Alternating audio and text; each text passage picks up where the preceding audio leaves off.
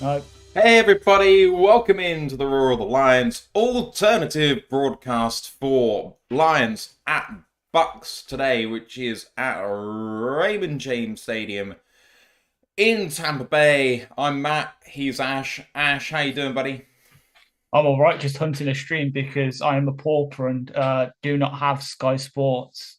So with Sky having it over here, it means we can't watch it on our Game Pass, which means I am back to my extra legal means from the last couple of years.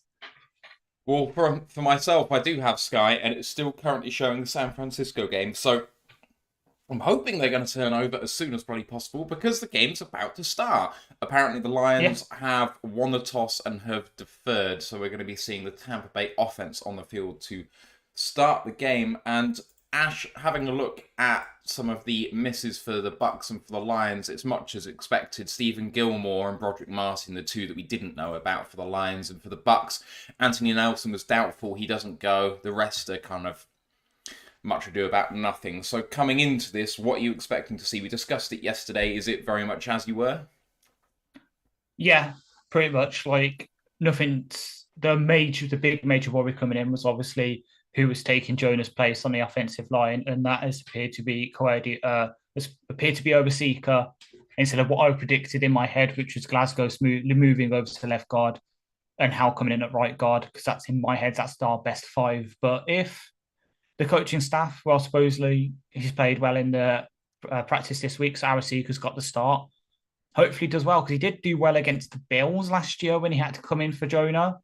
But this is about the same because the Bills did have a good defensive line and they have a good defensive line. Has it switched over for It you? has switched over for me. The Lions have kicked off and it's through the Oh, end zone, and the Buccaneers are coming out to the 25-yard line. great. Yes, they've turned it over. Thank God for that. Good. At I least it has for hope. one of us. I'll Yeah. catch up. I'm sorry to everyone for the fact that I'm going to be eating my way through this game. I have one slice of pizza and a mozzarella stick left. Sorry, Jeremy. But I came from London. I was watching the London game this afternoon, and I've rushed back for this one. Here comes Baker Mayfield at 1st and 10. He starts off in pistol and in those awful creamsicle jerseys. I hate it. Have you got a Mine switched stream? over. Yes. Yes. Good stuff. Except for I'm at the Mayfield. kick. Oh, I'm at the right. kick of God's sake. It's Oh, fine. no. I'll find What? another one. Hang on. Wait. Oh, I can't pause it. Yeah, Because it's on I know this is Sky. I Sky. can't pause it. Sorry. Yeah, it's fine. I'll find another stream. Don't worry. But at least I've saw that Campbell's making his second career start, so hopefully Ooh. that'll shut some of the draft nerds up. Nerf. Poking the bear early.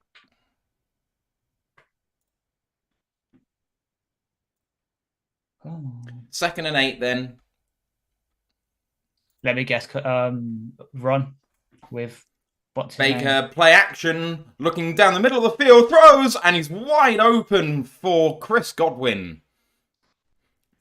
Past the 40-yard line, and 1st down and 10, Tampa Bay. Coming out of play action quite early. Sutton called it, and the safety breaks on it. It's Kirby Joseph with the tackle. I'll take that at least. If I can't watch, if me not watching means that Kirby balls out, I'll take it. Okay, at the 43-yard line now, the Bucks. I formation. And hands it off. Good penetration by the Lions, and that's a tackle basically for no gain, maybe a gain of 1. Just want to give a big shout out to all you guys watching along with us. Been fantastic as always to start the game. I do think that there was a super chat in there from our main Hey, man Jeff. from Jeff Hurley, but did not. So there we go. Jeff Hurley, $10. Appreciate you, Jeff. As the Bucks go incomplete, and it's now 3rd and 9. Perfect, right? Crucial play coming up to start off this game. Can the Lions defense get off the field? And a big shout out as well to Experiment subscribing at tier 1, his 11th month on a 7th streak, saying, let's go Lions. Let's get your score predictions in, guys, at the very start of the game. What do you think's going to happen here? And Mike the Marine said, Tampa Bay's loss was against the Eagles and had wins against Minnesota, Chicago, and New Orleans. Of their schedule, who do the Lions resemble? Ash. Eagles. Well done. And I'm Congrats. not good. Not backing down from that. Batting Great offensive 1,000. line. Yeah. Oh, Lions jumped, I think, there on 3rd and 9. Let's see. Lovely throw by Baker. Good coverage by the Lions by Alex Anzalone. Anzalone on Rashad White. And actually, they didn't call offsides there. It looked like a Lion might have jumped. Maybe he didn't actually get into the neutral zone. Anzalone got there as the ball was hitting the receiver's hands. Perfect timing. 4th and 9. And out comes the punt team for Tampa Bay. Let's do it. Shivering like a leaf. You're shivering like a Khalif. There you go. There's your one Lions-based punt. Where am I right now? Kamada, the pump. It's a deep one. Let it go into the end zone, you fool. Oh, but Raymond looked like he might have slipped in, got out to the 10-yard line. And the Lions take over. I was going to say, oh yeah, supposedly it was Hutch that jumped, but he also got held, so as my stream is also back.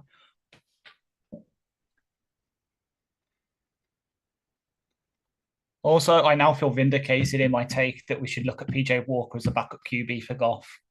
I always thought he was pretty solid. Did they win, did they? Yep. Nice. Goff, quick throw out to Amon-Ra St. Brown. There's loads of blockers out in front. He's got lots of room. And that's a first down. Detroit, 11-yard gain for Amon-Ra St. Brown, first play. You know what? If we're playing so well, because I'm not watching, I'll accept it. I'll put ESPN or something. I've just seen the field goal that was missed by San Francisco for the game. 41 yards. Can't be missing that. Robbie Gould wouldn't have missed that. And here's the thing. Not in our Raw Lions League, my friend's league. Jake Moody's my kicker. So I'm sacrificing my fantasy hopes there. Oh, good run by David Montgomery on first down, getting about 6 yards there, looking at 2nd down and 4 now.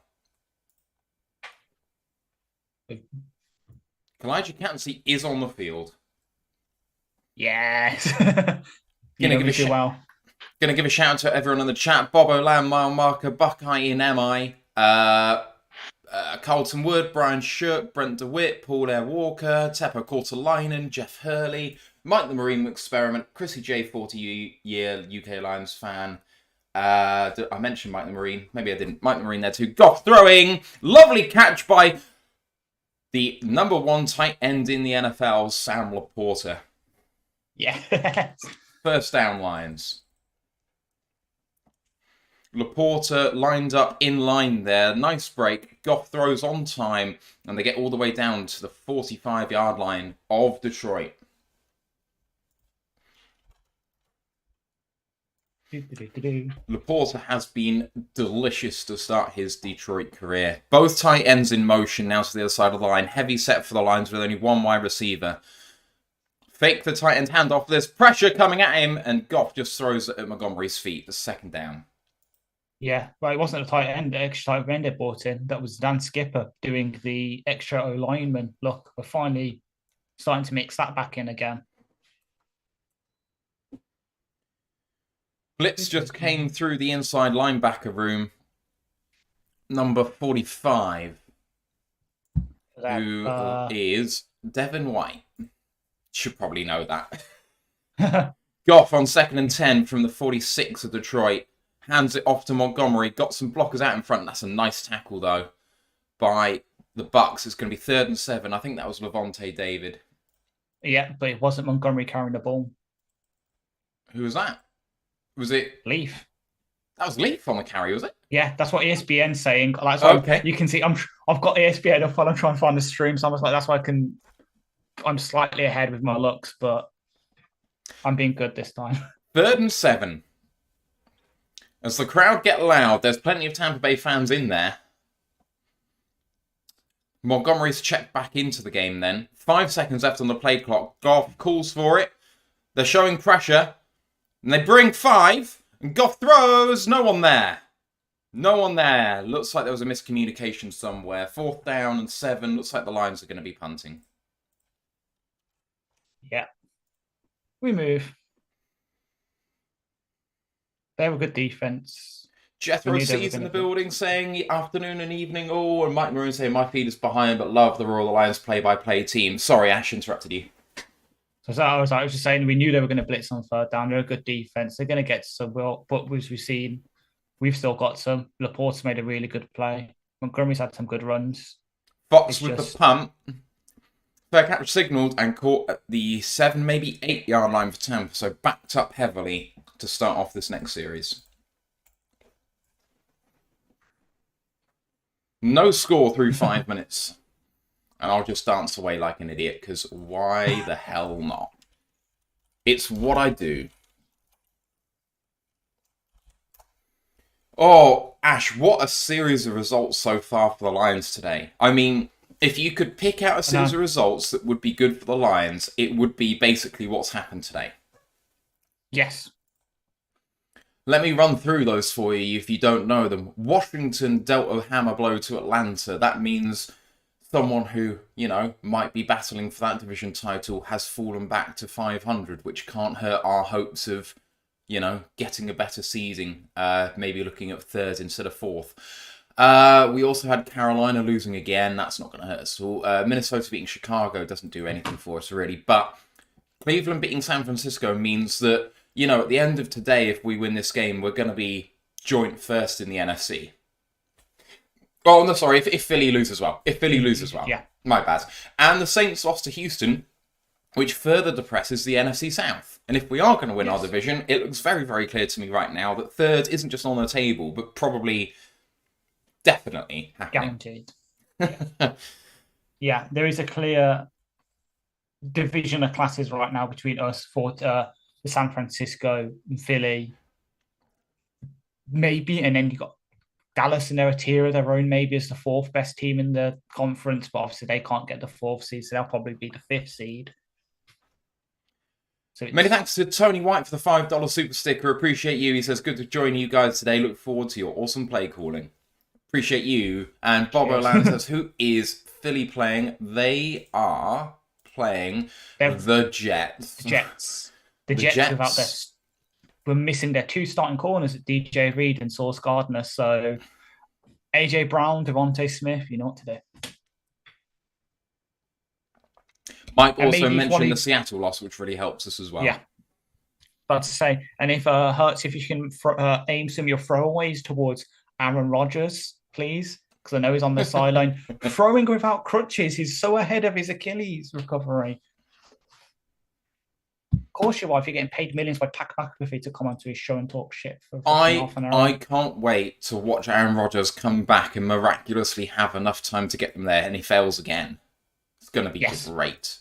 Right, Tampa on the field for 1st and 10. Very much backed up at their own 8, and he play action, and he pump fakes, and it's been deflected and caught by the Lions! You're joking. You're by the Lions! Who is it? It's Will Harris! Will Harris had an interception! Are we in an alternate universe? I have not. What? I have not. I can't say what. It was Will Harris!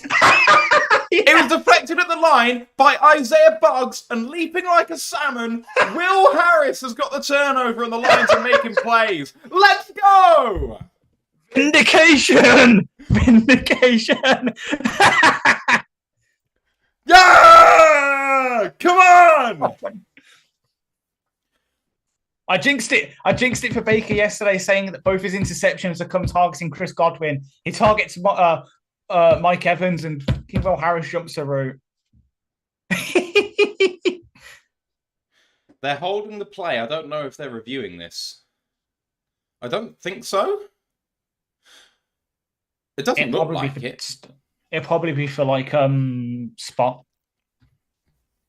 Oh yeah, it is for spot because ESPN's caught up. So I'll be quiet for a minute. Bold Kendall 10 says the spot ? And you must be absolutely right. Right, from the 12-yard line, the Lions have got a great chance to score first up here. Oh, Sarah, my girlfriend just said I could hear you.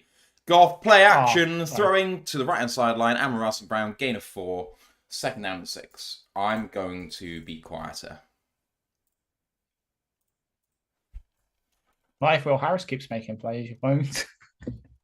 If my girlfriend can hear me in bed and I'm outside, that's bad. So I'm going to be more chill.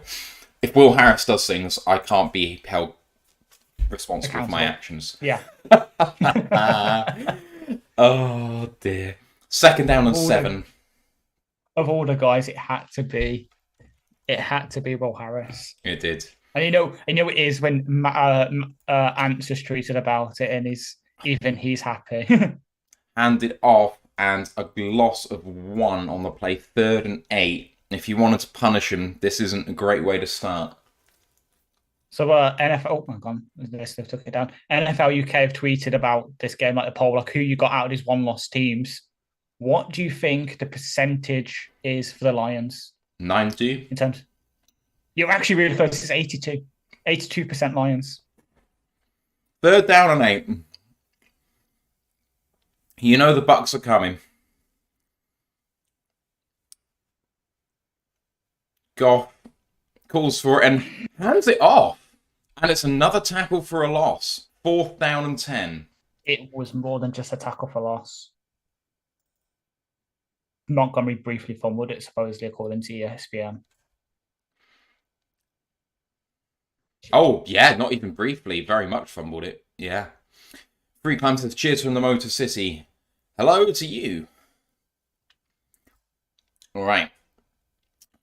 Well, let's have a look. I've got a clip now of the thing. See, it bounces up. Fair.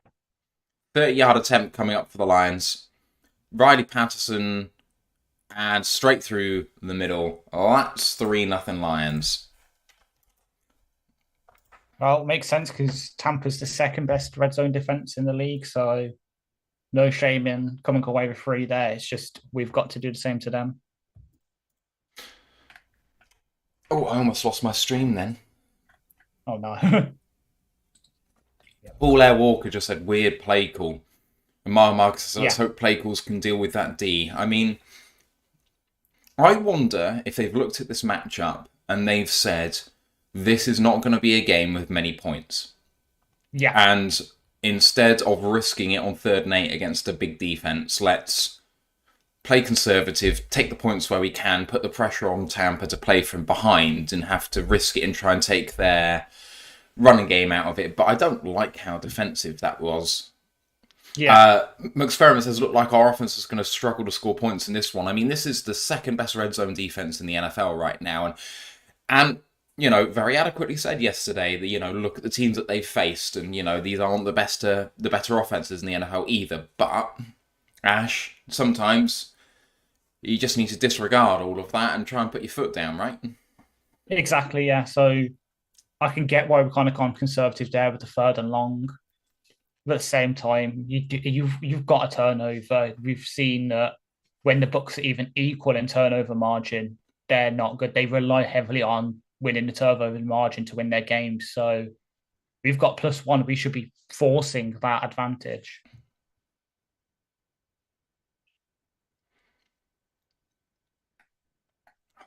I don't like. Right, I must kick off where it kicks off it.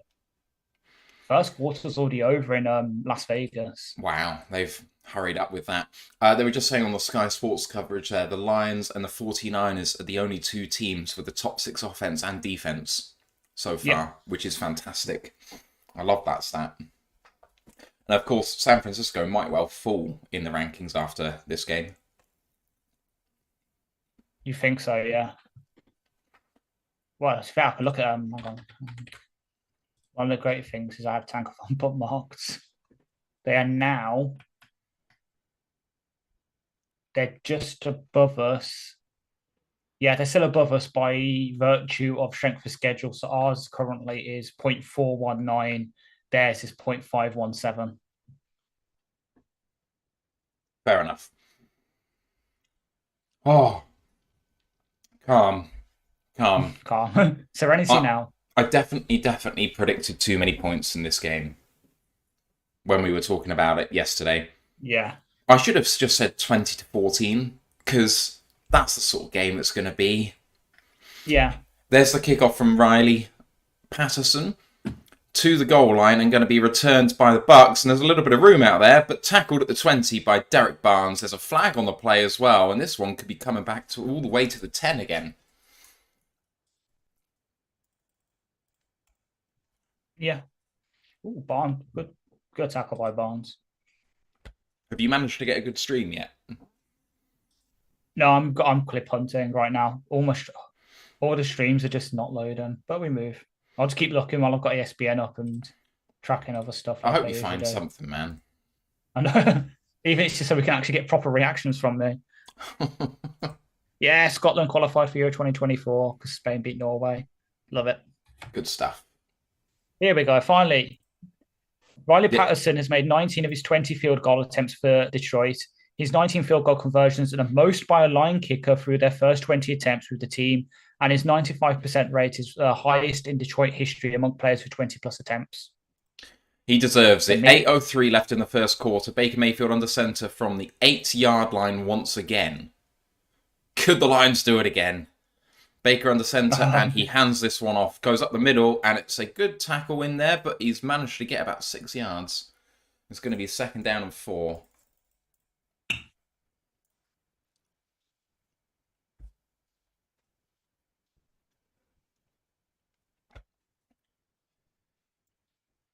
Really good point made in our WhatsApp chat by Mark Cunningham, just saying that Evans was gone on that interception play. Like, if he found him, that was a touchdown for Tampa, so we did get away with one on that turnover play. Here's 2nd down and 4 from the 14.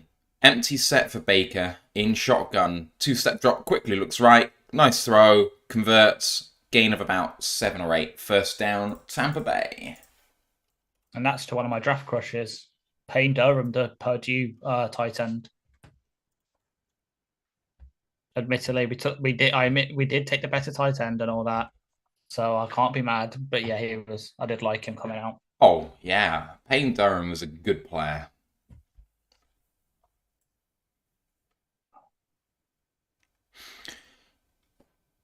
Still 3-0 Lions from the 22 of Tampa. 2 wide receivers, 2 tight ends out there. Mayfield, play action again, boots around to the left, he's under pressure, has to escape one, throws it, tipped up and almost caught by Jack Campbell. 2nd down and 10. Oh, that was close.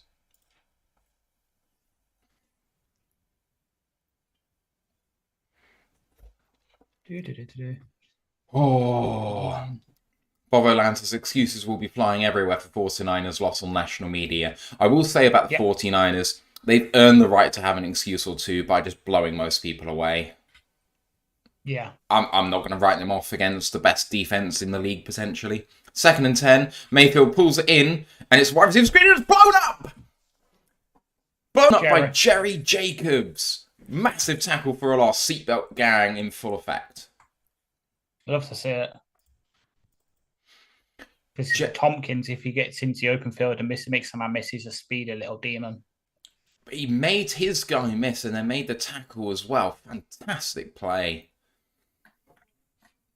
2-yard loss and 3rd and 12. Baker with another empty set. Now changing the play. It's so loud in Tampa for the Lions fans right now.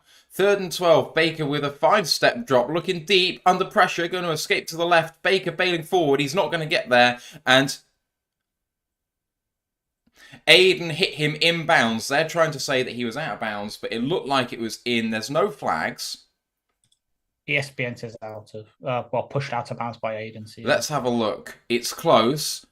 Hutch goes, he's a yard in bounds. And the boos are ringing out for a non-call. So absolutely shameful that this is getting booed. 4th and 9. And the punt team's out there. Jack Camara. Snaps away. Punts away. It's a deep one. Fair catch called. Actually, it wasn't a deep one. Raymond all the way to the 35. Flag. Oh, you're joking. Unfortunately not. But while I wait for that to come in, I've just looked, because I'm on Tankathon, to look at where we were. let's hope they're not very good at predicting what the picks are, because, oh my God, if the teams in our division make the picks they're slated to by Tankathon, there's going to be some upset people. Why? Bears, Caleb Williams, Marvin Harrison Jr., we all predicted that. The Vikings picking 7th, take the edge out of Florida State, Jared Verse. Oh, and then picking ninth overall, Green Bay take the defensive lineman out of Illinois, Newton. Jazan. Two of the best defensive players in the draft, and then 2 of the best offensive players in the draft going division. Oh boy. Oh well, that does not move the needle for me at all. I could not care less. Philadelphia are on 4th and goal from the Jets 3 at the moment. Arizona have a 3-0 lead against the Rams, and Las Vegas are 10 to the good against New England. Yeah. Jacoby Myers, after I dropped him, I had to drop him, but... So even if the Lions have a flag there, they catch a ball 35, so they go back to the 25, which is where they would have been if it was a touchback, so who cares? It's fine. Yeah. It's all okay. I can't say it was a flag on iffy for holding during the return. There's just no need. Yeah. Okay. Just starting to build my chart of leading players.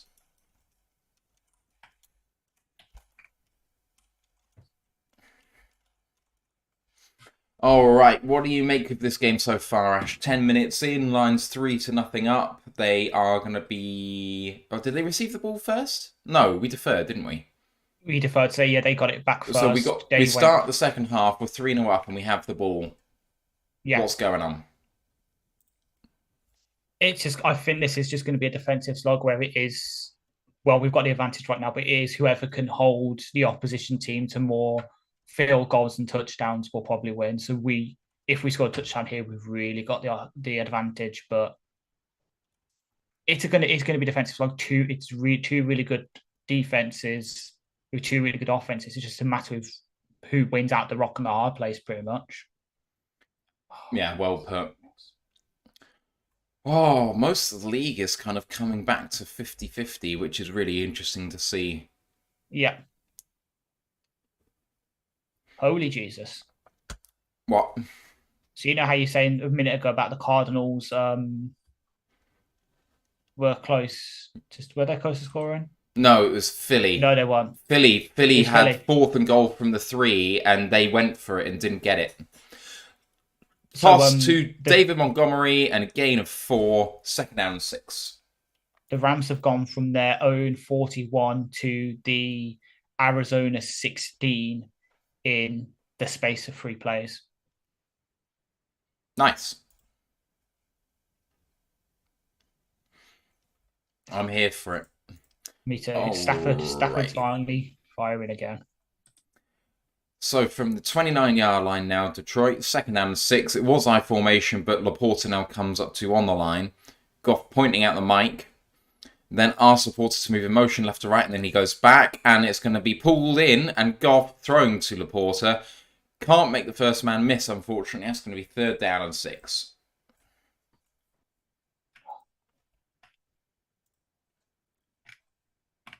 Just one of them.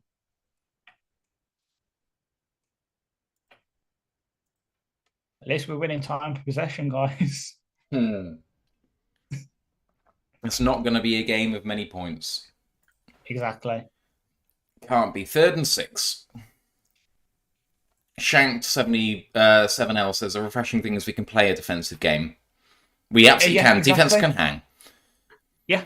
3rd and 6. Goff looking, blitz, throws, and well caught by Amon-Ra. 1st down. St. Brown to the Detroit 41. 1st down and 10. Did you like that? Yes, as you can see me, because I'm sound stream at ESPN sometimes. As you can see me, if you see me doing like this, like I'm trying to like not say what's happening. Come on, but yeah, I love Amon-Ra set 1st down, St. Brown. I wish I could show you my screen and I could still see my own screen, but yeah, I don't think that was going to work. It's bloody Sky. Why did they have to do this to us? Yeah. Coming towards 3 minutes to play. First down and 10 from the 41. Empty set for Goff. Plenty of time to throw, and throws it over the middle to Khalif Raymond for a gain of 4. Second down and 6. Gain of 5. All right. All right. Damn. There we go. I think the Eagles did their usual brotherly shove, is it called now? Yeah. And they didn't get there. No, they did. They did? 3 yards. Yeah. Oh. It said that it was turned over. Oh. Same, but that's why you can see, because I saw that they're Jets are first and 10 at the 1. Yeah. But I've just gone to the ESPN play-by-play, and they're saying they scored. Right, that's just weird. Montgomery, with a nice shove, manages to gain 3. Maybe 2. It's 3rd and 3. Come on, guys. Rams kick a field goal. So it's 3-3 in LA. 3rd down and 2. 2 minutes to go in the first quarter, and this has flown by. Ben Johnson always looks worried on the sideline, and I don't like it. 3rd down and 2 from the 49. It's because he's got big brains. Sometimes it hurts having that much brains. You need to look like you're concentrating. Goff is going to throw blitz. He's throwing deeper, and it was going to be a nice catch, but it was in and out of the hands. That's a really good play by Devin White. I think 54, so, yeah. Levante David. Levante David, really nice coverage by him. 4th down and 2 around midfield. This is the sort of territory where the Lions could go for it, potentially. Laporta genuinely had it. It was thrown slightly behind him. He contorted his body to get there. That's a face mask. Little face mask in there, but it wasn't given. Lions now punting from around midfield.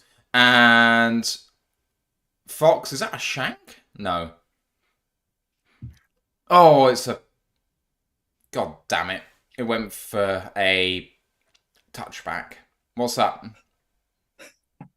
New England have just had a 74-yard rushing touchdown that defied by holding.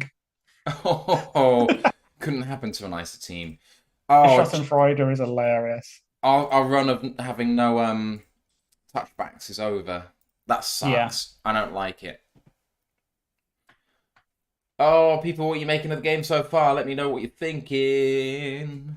1:35 left in the first quarter. Lions lead 3-0. Offense has been slightly lacking so far in this one, but good defense by both sides.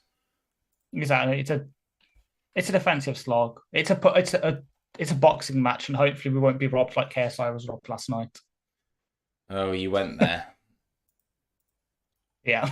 I didn't watch it. I was tempted, and then I thought, no. It would the Logan Dylan Dennis fight was a lot better, but that's because there's actual beef there. But yeah, JJ should have won closely. I can see draw would have been fair, but yeah, not a majority decision Tommy's way. But alas, we move. Hopefully this stream's going to catch up. So I've got one that's just shown the punt, so it might be there.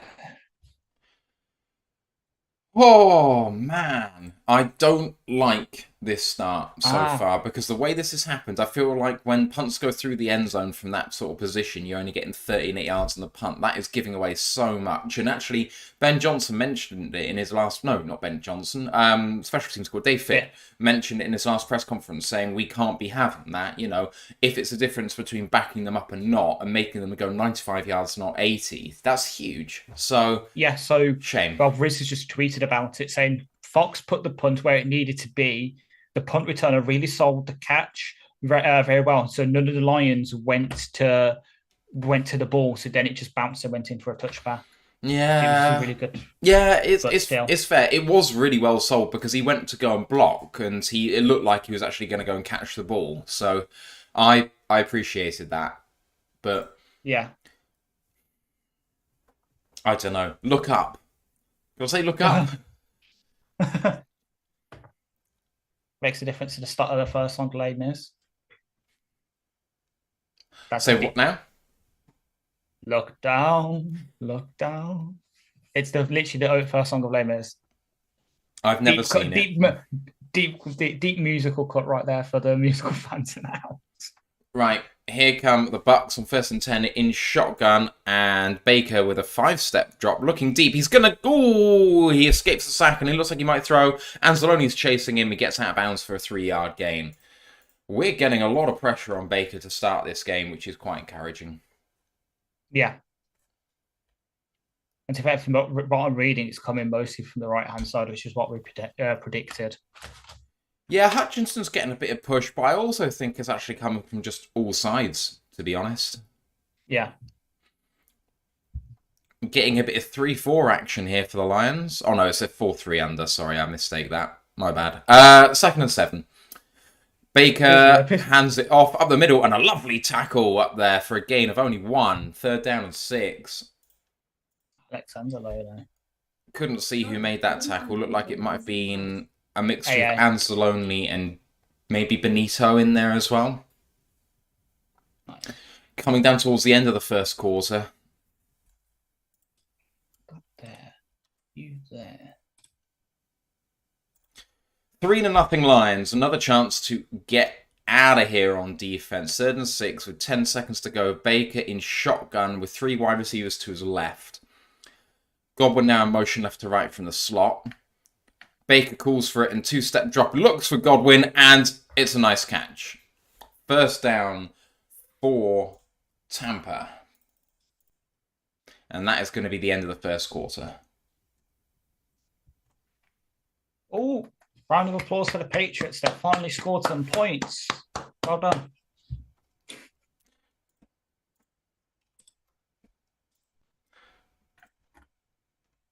Right, let me just quickly update for those little offensive stats there.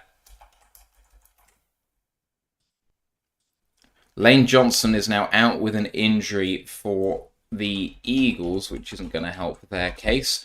Let's see the scoreboard for the first time at the end of the first quarter. As you can see, Jared Goff 6 of 9 for 50 yards. David Montgomery 5 attempts for 10 yards. And Russell Brown has caught 3 of those balls for 26 yards. Baker Mayfield 4 of 8 for 32 yards and an interception causing that field goal. Rashad White 3 attempts for 9 yards. Is that still relevant? It is, apparently. And Chris Godwin 2 of 2 for 26 yards. Ash, only 6 first downs through 7 drives so far in this game. It's been... maybe not what we expected in the show yesterday, but from the very first snap, it looked like that sort of game today. It really did, yeah. It's, as we keep saying, defensive slog, but we're still holding good. At least we're getting pressure on Baker. They're getting theirs on the sort of 3rd downs, but we're seemingly getting it consistently, which is the main thing. And we have shut down their run game. Like, I know they've had like a run of 8 yards. That's about it. You could say the same for us, but we're a bit more multi-dimensional rather in the game, so we can easily take those 3-yard runs and then later in the game give them the same look and to break it for 20 off a slight variation. With them, they're pretty vanilla with their run looks, so it's just going to be more the same for them, just running it up into us while we can mix it up. But hey, it will move. Hopefully the stream I found's working now. Mark Sessler on the Sky Sports coverage. He's a panelist on their show around the NFL podcast, saying Todd Bowles is cooking up a bit of a masterpiece on defense for the Bucks because the Lions haven't managed to get their running game going yet. And I just want to say to him, Mark, it really is only 5 attempts so far from Montgomery. It's not the end of the game yet. Let's diagnose this at the end. I mean, exactly. Like, and if you want to talk about that, then surely they're winning the rushing game battle by 3 yards. Mm-hmm. And by yards per attempt. Crap. But we've got the passing game going. Ours is better than theirs. But as you say, it's the start of the game. It's 1 quarter. Jesus Christ. But like we said, it's a game of mistakes. They've made the first mistake, and we've put 3 on the board, and that is what it is. Here we go. Start the second quarter. 34-yard line of the Bucks, and snaps it and hands it off. Run up the middle. Good tackle by Lee McNeil. Gain of 4. And it's 2nd down 6.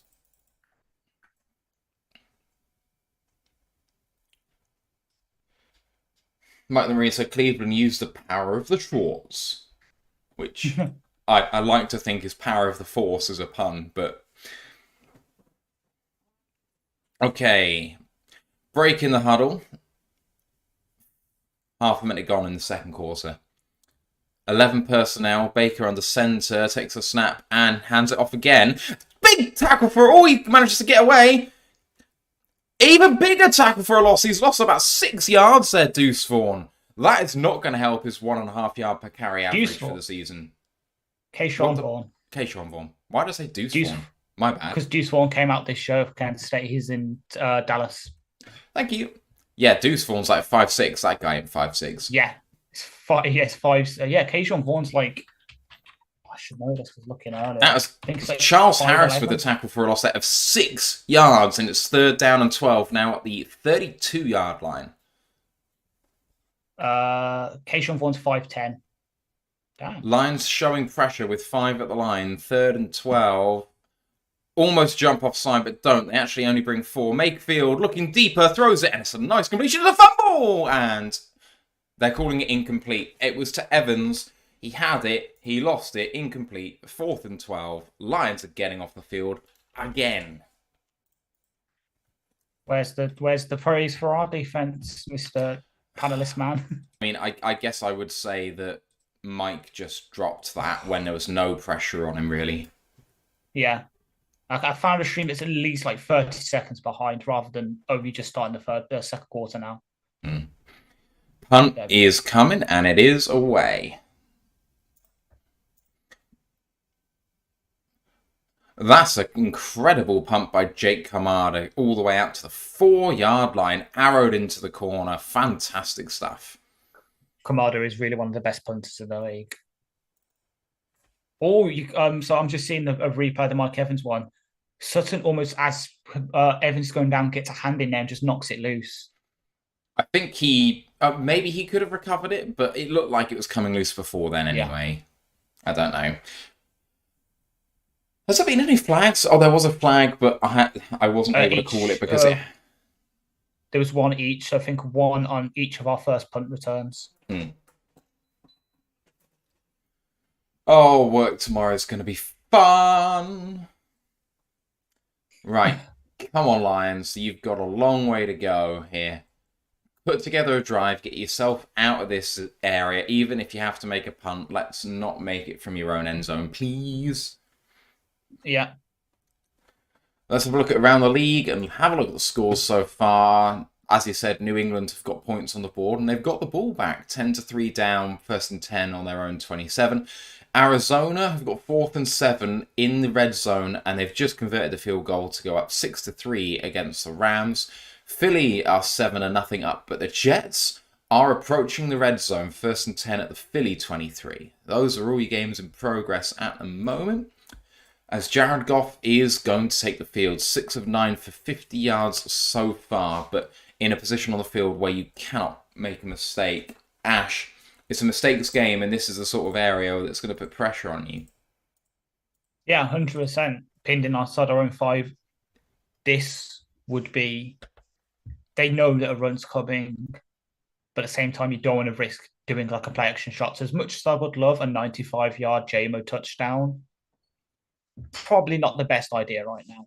Maybe if we get ourselves another 5-10 yards, then maybe go for a deep shot. But right now, yeah, just give it to Montgomery. Let him carry us to a 1st down, and then hopefully we can start opening the playbook back up again. Because I can see them bringing pressure, though, selling out against the run, and I wouldn't mind a screen pass here or there. Okay, yeah, it's risky in this area of the field. Exactly, but... it's a risk. Yeah, I don't want the first safety of the Lions season to be on us, please. We all know it should have been yesterday, but we move. No, not yesterday, last week.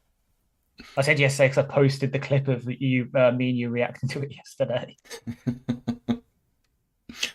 Oh, Sky Sports really does annoy me for their NFL coverage. My God. Right, here we go. Jake Kamada, 2nd in the NFL in yards per punt, and Goff is out there in shotgun. From the 4-yard line, Goff calls for it, and he's going to throw, and it's a quick throw first up, and not caught by Amon-Ra St. Brown. It was a bit low.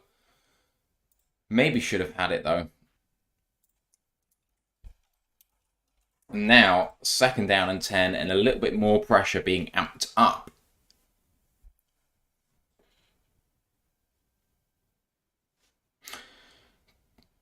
Lions break the huddle. Comes out in shotgun once again. Now walks up to the line. Man in motion. Goff does hand it off. Trying to run up the middle and manages to maybe gain 2. 3rd down and 8. Big pressure now on the Lions. Yeah. The blitz is coming, and it's 3rd down and 8, and Goff could well be in the end zone throwing this ball. No sacks, no intentional groundings. Please, They're showing pressure with 6 at the line. Goff calling for it and gets it. Throws it quickly and caught, but short the line to gain. Gain of 6, 4th down and 2. It's Amon-Ra St. Brown with a catch, but the offense is going to be leaving the field.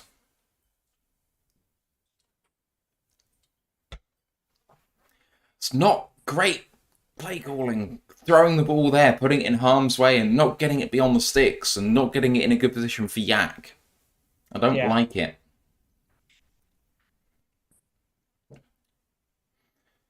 All right, Jack Fox punting from 1 yard deep. Punt is away. And fair catch signaled at the 43-yard line for Tampa Bay. And the returner bemoans that because he actually had quite a bit of room out there to return it, but he got spooked.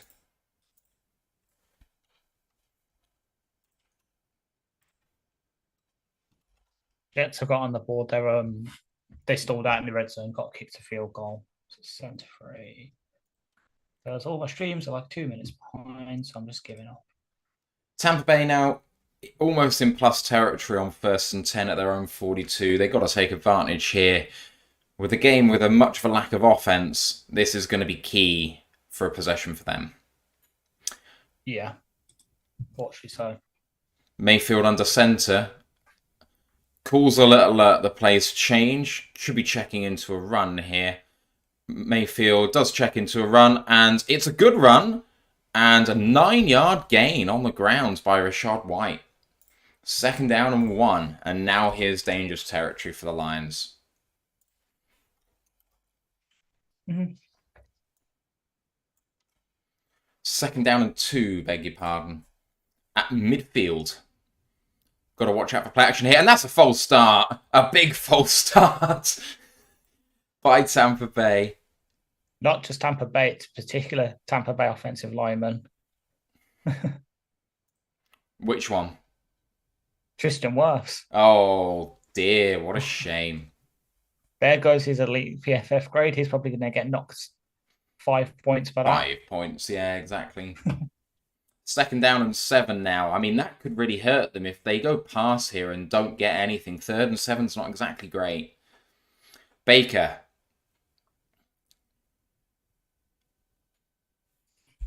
Oh, you can hear Let's Go Lions in the crowd. That's great. Mayfield looking right. Quick throw. Rachaad White can't make the first man miss. Cam Sutton is there. That's a gain of half a yard. It's going to be 3rd down and 6.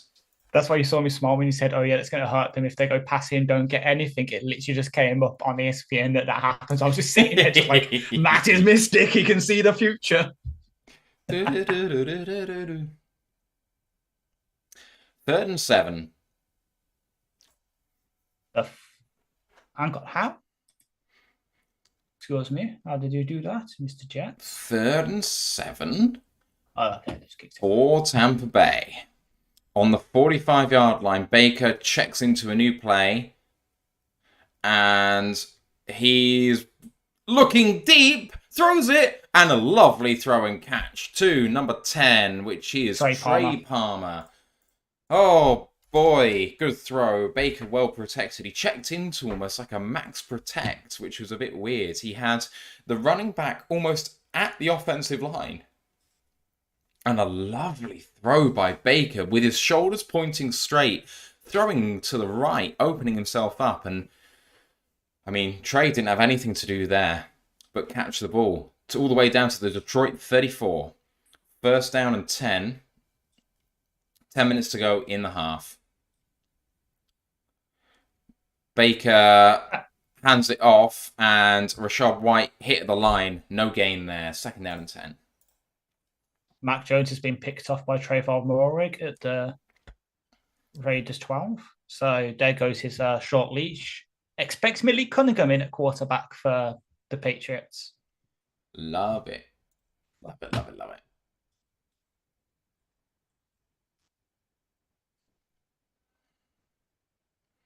I don't know why, guys, in the YouTube chat. I haven't been doing it on purpose, but my live chat didn't want to be live, so I haven't really seen many of your comments. Blame YouTube. Oh, I'm on there. It's not a lot. There's just a spam bot, but I've already... Rashad White on a screen managed to gain 6 yards there. Looks like it's going to be third down and 3.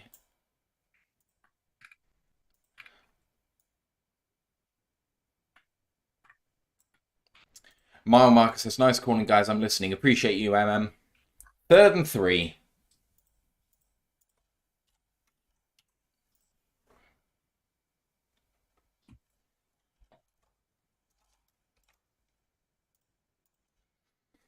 All right, third and 3. And as the coverage is rightly saying, Baker Mayfield has been fantastic on third down. Mayfield fakes it and looking for a throw, looking for the end zone, and there's a flag. There's a flag on Will Harris. Yeah.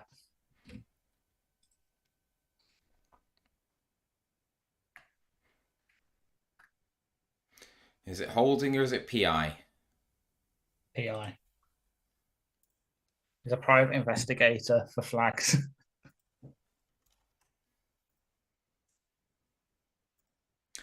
Oh, dear. Oh, holding. There we go. Holding. Holding. Holding is updated. Thank God for that. Yeah, if it's PI, God help us.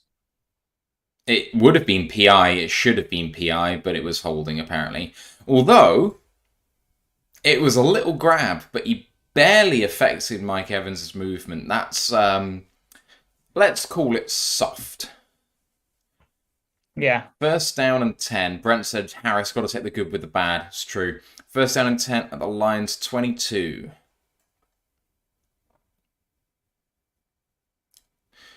Baker under center. And toss play to the right. Checks back into the left. Gain of 8. Second down and 2 on Zarike with the tackle. Love to see it.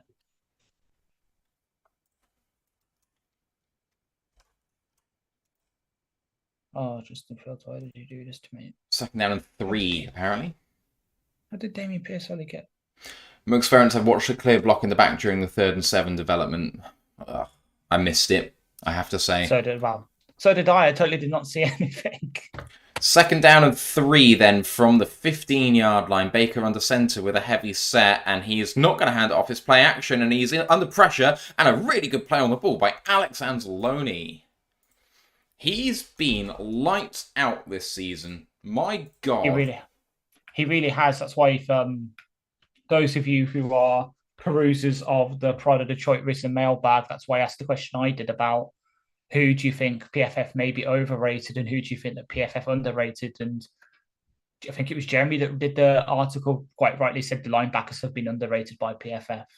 Like none of them have got above 70, I think. Right they now, always are. Barnes. Yeah. 3rd and 3 then from the 15. And they have to call timeout because they ran out of play clock time on that. That's the first charge timeout. Free Climb said Anzalone is playing great. I mean... He is, yeah. He's the leader in that room, and I really thought that by now he might not even be starting because Jack Campbell might have assumed that role, and maybe he's the will, and maybe Derek Barnes is the will, but it hasn't been the case. Yeah, well, from what I've seen, and it probably is a good description, Campbell at times plays like how Derek Barnes used to play, where he's 100 miles an hour just charging in and not really using his instincts. Yeah. I think he really that like Anzalone has the instincts for days, like comes from being a vet. Detroit versus everybody says double cover Evans. I mean, he has been so good. I would bracket. That's the thing. If you bracket him, you're just going to leave Godwin open for stuff. That's the issue. 3-0 ball game Lions. 3rd and 3 at the Detroit 15. You have to wonder whether they're going to go for it on 4th if they get nothing from this play. I think we'll find out a lot from the play call. Baker's been so good on 3rd down that I can't imagine they're going to take the ball out of his hands, but we'll see. He's in shotgun here with 3 receivers to the left, and now Mike Evans comes from left to right, which means Tracy Walker comes into the box and takes a snap, looks left, and it's been tipped to the line. It's tipped up in the air by Jerry. He couldn't pick it off. It's 4th down and 3. What a play by Jerry Jacobs. 100%. Who's that? Looks like the Bucks are walking off the field as a field goal's coming. No silly mistakes though here, because at 4th down and 3, any 5-yard penalty will cost a 1st down. Jerry almost picked that off. It was so close. 33-yard attempt coming for the Bucks. Chase McLaughlin. Try is up and... Oh, I thought he missed it. It was only just through.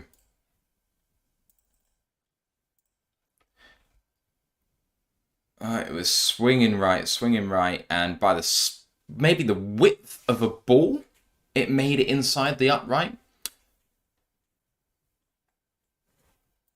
So Baker Mayfield went 3 of 6 on that drive. He's not had the best day so far, going 50%, when he's been more up near 70% for his season so far. So very different to what we expected. It's not exactly looks like we're facing the Seattle Seahawks offense, despite the similarities.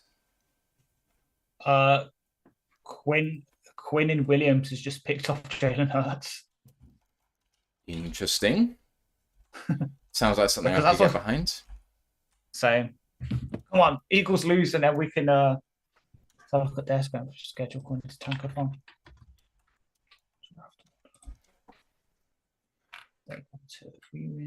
Oh, I mean, it wasn't an interception, really. So, it was... Oh, yes. Have you seen it? I saw the clip. Yeah, I've seen the clip. I saw NFL UK tweet Big Man IT. As you can see me like refreshing. I'm like, come on, show me who it was. But yeah, it's one of them. But it's fun. It's funny. But they will also unfortunately be above us right now if we all go 5-1, because their strength of schedule's 0.511. I wonder if there's any sort of similar opponents thing though. Tiebreaker when it comes to actual record in the NFC. Let me activate it. I'm on draft order. Let's have a look. Yeah, this is slightly different for draft order and seeding. Experiment says that's a miss if it was 1 yard further away. Yeah. McLaughlin is not a good kicker. Let me put it that way. Tiebreaking procedures. There we go. Thank you, NFL. Experiment says I've been noticing a lot of Onzarike on the field today. Unfortunately, it's normally after an 8-yard run on 1st down. I mean, there haven't been many of them, because there's been precisely 1 run of 8 and 1 run of 7 so far. Yeah. So, but I mean, 2 plays by 1.5 quarters time. Bob O'Lan asks, Lions deferred to start the game correct? That is correct. The Lions have the ball to start the second half. So if they can put together a drive now, kill the majority of the clock in the half, score some points, and then come back, start a next half and get some points on the board as well, that would be great. TJ said it knocked the upright, and we're just having a look at it now. It skimmed the post. Very lucky. So good. As I say, I found it. So for 2... So if actually, let's say it's 3 clubs, because technically it is, because it's us 49 sequels. It's head-to-head. Best, so then if it's divisional record, common games record. First division, hang on, where's conference? And the kickoff is away. And it is over the head of the returner. It's a touchback. Lions are coming out to their 25-yard line. Here we go. So wildcard, it's okay. Blah blah blah. It's head to head. Conference win. Common games. Strength of victory. Strength of schedule. points scored, points allowed in conference, points scored, points allowed in NFL, Yeah, net points in that's it's too far now. It's too not far, getting exactly. there. Yeah, I don't understand. Play action, Oh, under pressure, running back screen to Montgomery. He's got a bit of room up there. He's got loads of room up there, and he gets all the way down to the 45-yard line. 20-yard play for Montgomery. He looks like he's a little banged up. That is an entire section of blue. And Montgomery is down and hurt. David Montgomery is down and hurt. Craig Reynolds time. Craig Reynolds to Viney Sigbo, and then finally we might finally get to the Lee McNeil for time. I don't know what happened here. Let's have a look. Tackle came from behind. He got a helmet to the ass. And then, might be Shaq Barrett kind of going over on his head that might not have helped. Yeah. Jahmyr Gibbs, head and hands on the sideline, does not look happy. Monty is still down. I think because Gibbs knows, number one, that would have been a play for him if he was healthy. Like, I love Monty to bits, but if you had the choice between Monty and Gibbs taking the screen, you'd probably want Gibbs. Yeah. But it's also because he knows that means we're down to Craig and Zig. And as not as good as Zig was in the preseason, he's not Montgomery and he's not Gibbs. He's if you block him 4 yards, he will get you 4 yards kind of runner. Detroit vs. Everyone says, looks like a rib injury. Paul Air Walker says, hopefully he's just winded. He landed on the ball. Free Climb says, hopefully he's just had his wind knocked out. He reached for his sternum. I suppose he's Monty is up. Power, so. He looks like he's okay. He's walking a little gingerly, but he's under his own power. On comes the legend himself, Craig Reynolds. Well, as we all know, because I just posted his first career touchdown as the final clip today, about an hour and a half ago. Maybe I've made it good by sort of having him in and then saying, oh, yeah, look, maybe you can score one. Right, there we go. All right. J-Mo's in the game. Brock Wright's in the game. Reynolds is in the game. It's I formation. And it's first down and 10. From the 44-yard line, and Goff hands it off to Craig, and there are loads of Tampa Bay guys coming through the offensive line. It's a gain of 1, but it could have been much worse. Elijah Cansey with the tackle. There you go. Told you can play the run. I told you guys. Really good play by him against 58 Penny Sewell. Oh, great. Oh, God. Second down, and they're saying 10. I think he got a little bit there, but apparently not. Yeah, I'd say 9. ESPN says 9, and now tell me when I can speak. Oh, don't say that. Oh, sorry. Goff, because I'm trying to throwing, guns it to Josh Reynolds all the way down to the 34-yard line. You say it like that's not spoiling it, but it is. I know, and I'm sorry. I'm trying to work out how to not spoil stuff. Well, you know I'm going to speak about it. Right. It's a lovely throw. Josh Reynolds on the right-hand side had a deep in-breaking route. Goff tackled to the ground by 94. I think that's cancer. That is Elijah Cansey. And first down Detroit, now in plus territory. 3 receivers to the left-hand side now in shotgun. 0-1 personnel here with Reynolds in the game. Showing blitz. And a quick throw to Amon-Ra St. Brown. Lovely fence off by Josh Reynolds. And Amon-Ra St. Brown gets 8 on the wide receiver screen. Second down and 2. Montgomery is walking to the locker room, perhaps to get his arm/hand checked out per Dave Burkett. I have faith in Craig Reynolds. So do I. Second I don't have a subscription. I don't have a subscription to Hulu. I just have one to Netflix, so maybe I need to get one to power him up. Another subscription might give him an extra bit of juice. Second down and 2 from the 26. A pitch back to Reynolds and goes in with power and gets his 2 yards, and that's a first down. Detroit with 5 minutes to go. I was trying to work out the yardage and I couldn't see it. There is Montgomery walking back to the locker room. He's holding his arm in a very weird way. His hand. Oh, no. Oh, no. No, he's walking. He's okay. I was going to say, because we said that last week about Bam, and then he's obviously out of what he's happened. I stand by what I said. Oh, obviously, I thought he was dislocated shoulder at first, but since NC ending, I think it's a collarbone. Here we go. 24-yard line, and Goff hands it off. And then the players whistle dead about 4 or 5 seconds after it starts. Flag on the play, and it's a false start. But if you want to call it, how about calling it, now, yeah. Near when it's happening, guys? Come on. Exactly. First down and 15.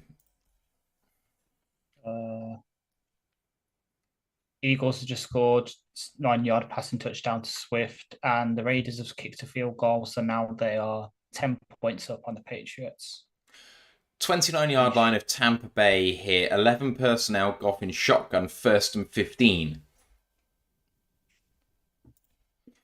Goff, 2-step drop, and having to escape pressure here. Running away from it now. Can Goff look downfield? Why don't you throw it away?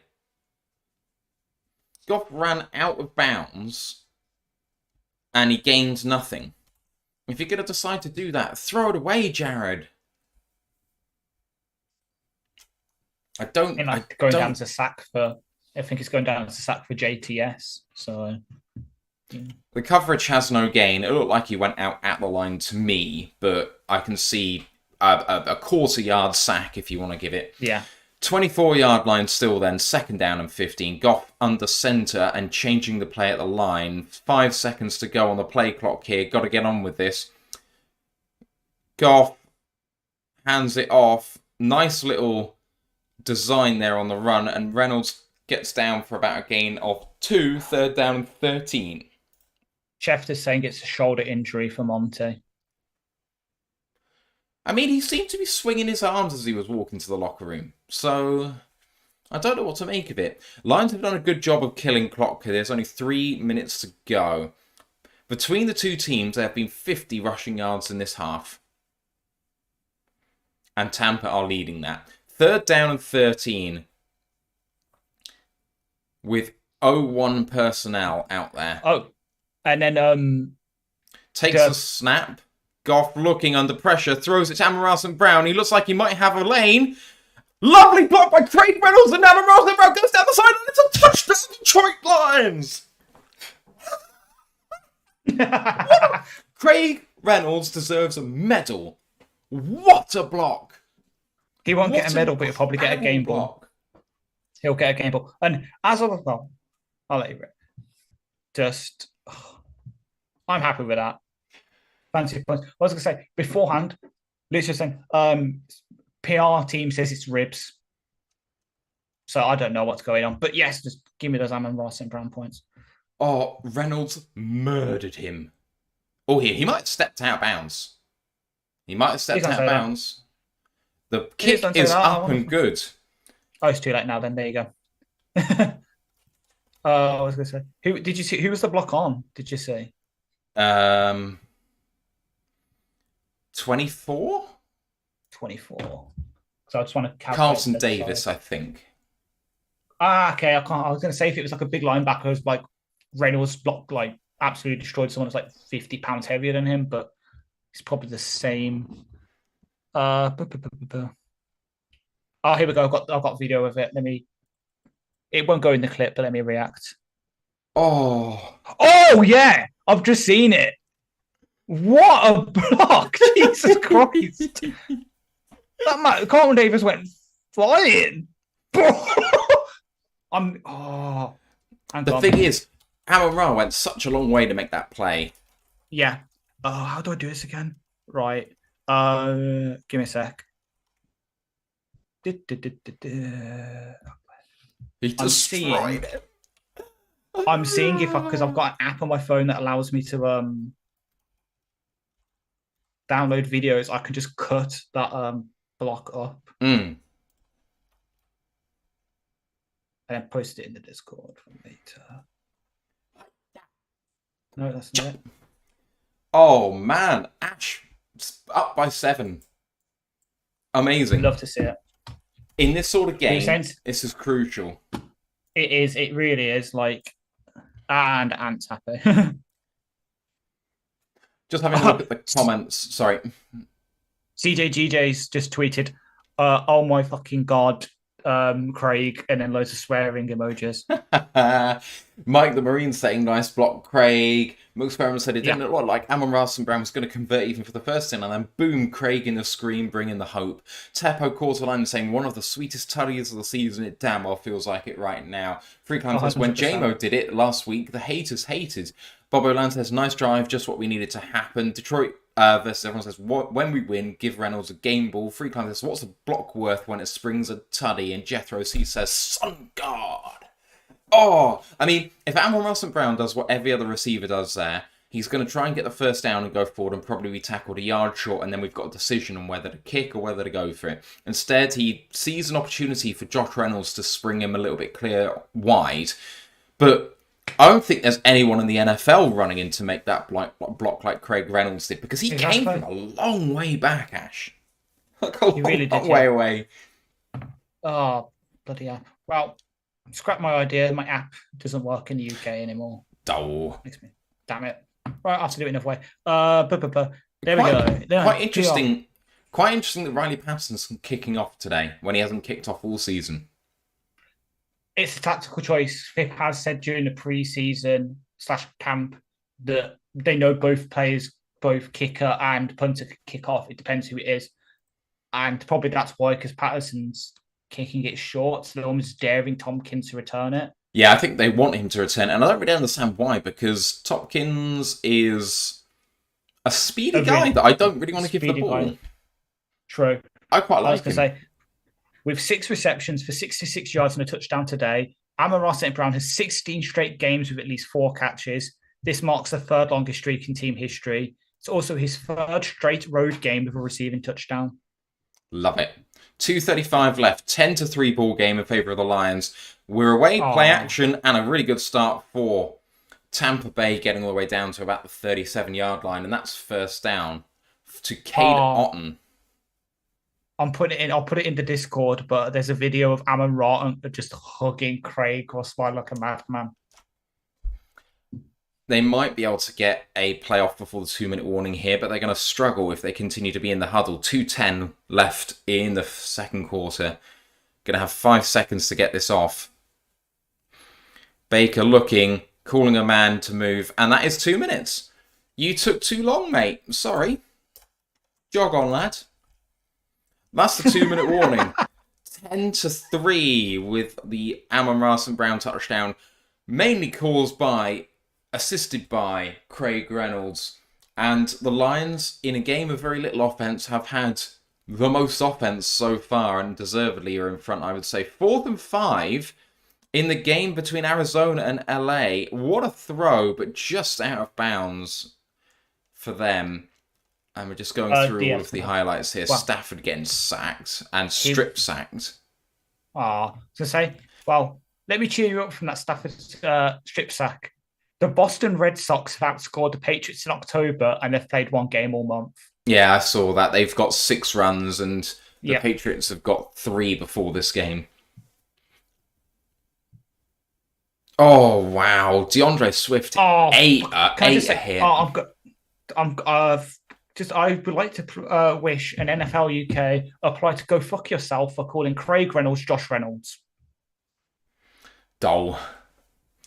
TJ said, "Why does Baker always look like he's having a win?" She does have the air of like a petulant child, and I think that's kind of followed him through his career. I do think he's grown up. I genuinely do. He has a bit, but you got to remember this is a guy who was treated like the golden child at Oklahoma under Lincoln, to put it politely. Well, he fully deserved it at the time. Yeah. Him, Kyler a bit. Now it's kind of followed him into the NFL with him being more focused on playing Warzone than actually being a good quarterback. And then obviously you had Rattler. I mean, it's stunning more with Kyler because everyone forgets that 2 years ago he was throwing those Hail Marys to DeAndre Hopkins in the end zone, looking like God's gift to quarterbacking. And he was, he was rushing like, only very few in the NFL can, like Lamar Jackson. He was Lamar's that sort of bit, rushing yeah. threat. But with his arm, he had an absolute cannon. His only knock on him was that he was short. And, I mean, how the tables have turned with him recently. It's because of that attitude, unfortunately. But it's funny. I loved watching him scramble, but because he's so short, and the way he runs, it looks like a child running away from his parents at a supermarket. And you can never change my mind from that. I'm just imagining him just running away from like his dad or something. But yeah, I agree with the arm. It's because obviously he came from a baseball background, so he knows how to make all the throws. Right, here we go. 2 minutes to go. 38-yard line for Tampa. Play action for Baker. Dropping back. Going deep. Going all the way. Got a free man, but he misses him. Oh, that should have been a touchdown for Tampa, but Baker overthrew it. Oh, man. What a run by number 10, who I think might be Tompkins? Yeah. No, it's Trey Palmer. My bad. I mean, so... Bad Aim says Soda Pop Soden. Not sure who that is, Ash, but it must be a relation of yours. I wish. It's not a soda pop, but it is a non-alcoholic cider because I do have my first day at work tomorrow. So, yeah. Nice cut back by the running back after he had his own man thrown into him behind the line. 3rd down and 7. That was Soda Pop Soden's name. That wasn't a comment. Oh, what? There's a person called Soda Pop Soden in the YouTube chat. Okay, look. Just like my chat had the same thing that yours was updating. Right, 3rd down and 5 with 1:20 to go.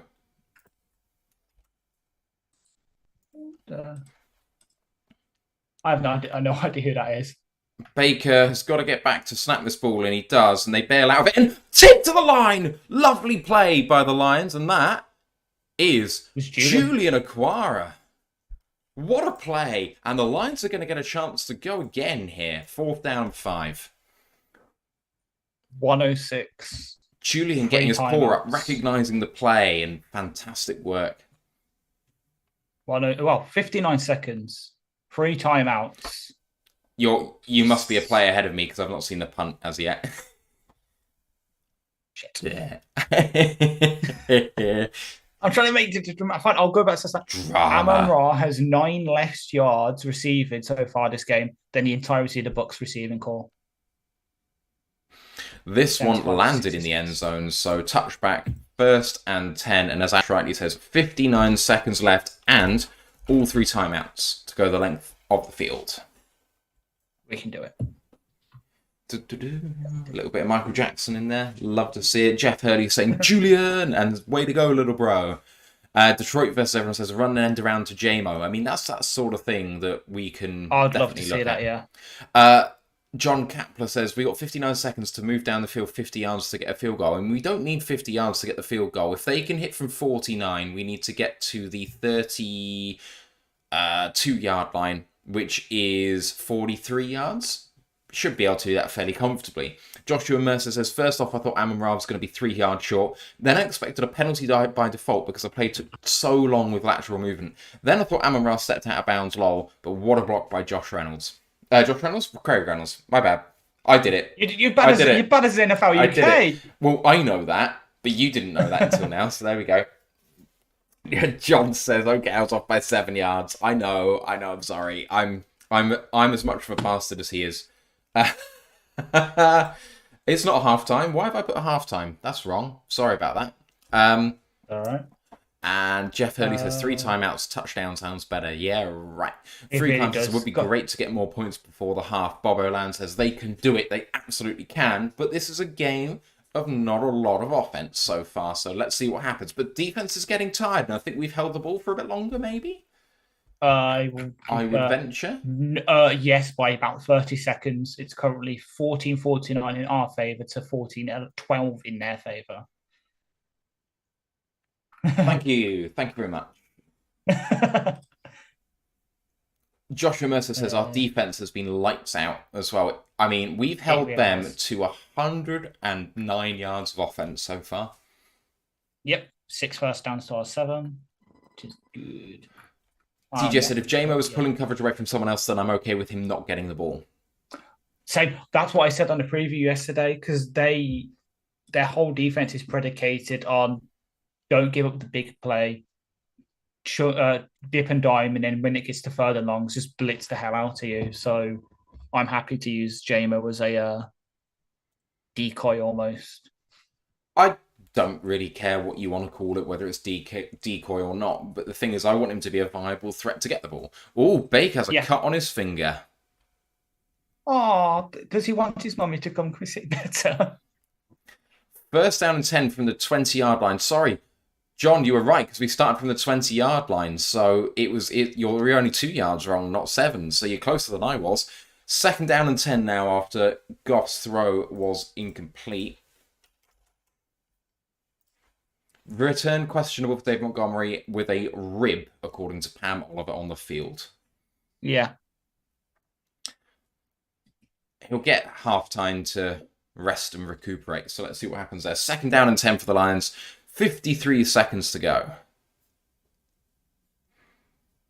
Goff takes a snap, 2-step drop, looking, throws, and almost picked off looking at Sam Laporta. Really good work by Levante David. Third down and 10. And maybe the Lions are going to give the Bucs a chance to go down the field now. Joshua Mercer says, can we please stop targeting Laporta with Levante David on him, lol? That does seem like a matchup that right now Levante David is winning. He's winning, yeah. 10-3 ball game. 9 seconds this drive has been going, and it's third down and 10 with 50 seconds left. On our own 20, Goff in shotgun with 3 receivers to the right. Takes a snap and a deeper drop this time, and Goff looking, throwing, lovely throwing catch to Josh Reynolds. It is Josh Reynolds' lovely throwing catch, and the Lions burn a timeout. First down and 10 near midfield. Who else would it be when we need a first down? Well, not Amon-Ra St. Brown, apparently. Lovely throw and amazing catch. Goff looking and throws a very pretty ball, but Reynolds contorts his body because it's actually well behind him, and he catches it with a lovely arch to his back. I mean, I don't know how he's done that. Oh, that's beautiful. And then he goes forward for another 3 or 4 yards of yak as well. Outstanding. Joshua Mercer says, great play by Craig Reynolds. I love that we're just going to lean into this bit now. From the 40-yard line, 42 seconds left, 2 timeouts to go. In shotgun is Goff with 4 receivers out there. Goff, they're bringing pressure this time. Well picked up by the Lions, and he can't hit Sam Laporta. And that time, it was Goff's error, not Laporta's. I say that time as if it was Laporta's error last time, and it wasn't. Yeah. How is that defaulting to halftime each time I click that? Sorry, guys. Oh, man, I'm just waiting because I found a way to clip it.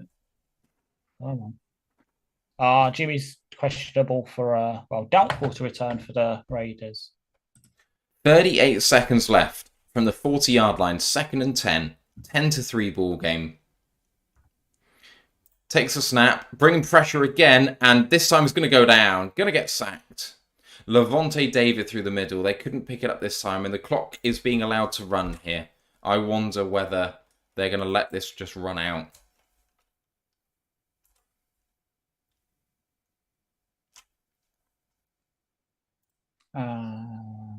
It doesn't seem to make much sense to allow another play to go off here, to be honest, for the Lions. Yeah.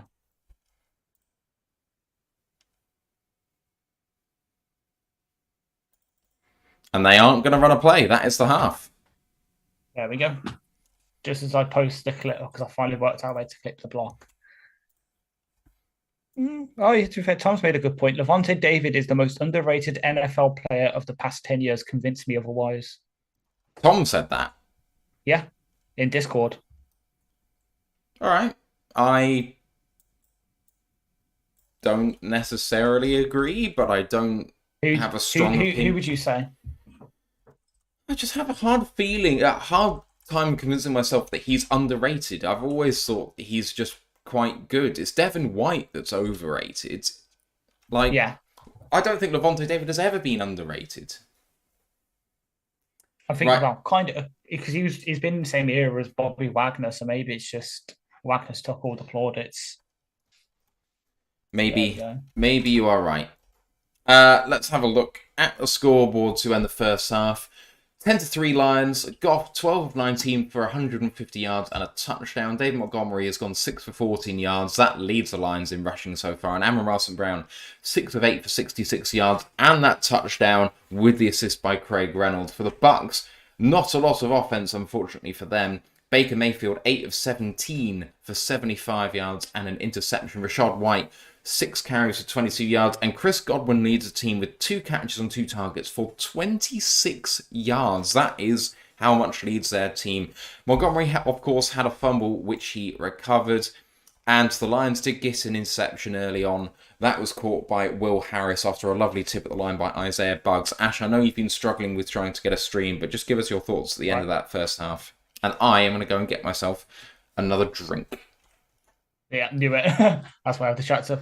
As people said, it's going to be a defensive struggle. As I've just said in the YouTube chat with Price Free Clem says, Detroit needs to regroup and start a second half strong for once. I agree we need to, but it's going to be hard against this defense because it's really good. It's a defensive slog, and it's whoever can land the most punches in a weird kind of metaphor. So far, we're winning with the punches. We've landed more of them, but if we start slow and they come out hot on their first one, we could be back into a draw game. It's literally just going to be who can outlast the longest in terms of touchdowns and field goals. But we'll hold on, we'll do it. Hopefully I can find the stream as well, so I don't stop spoiling stuff from that. But alas, this is what happens when Sky steals all our bloody games. I really struggle to find stuff to watch it on. But we move.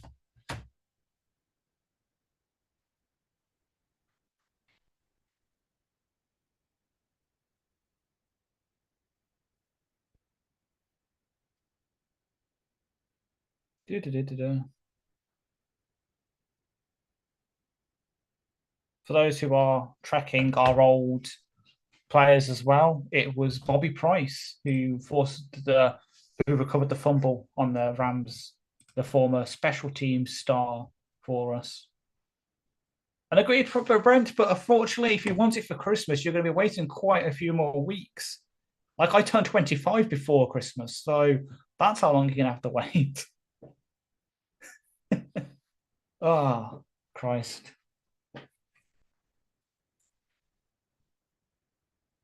Things we do.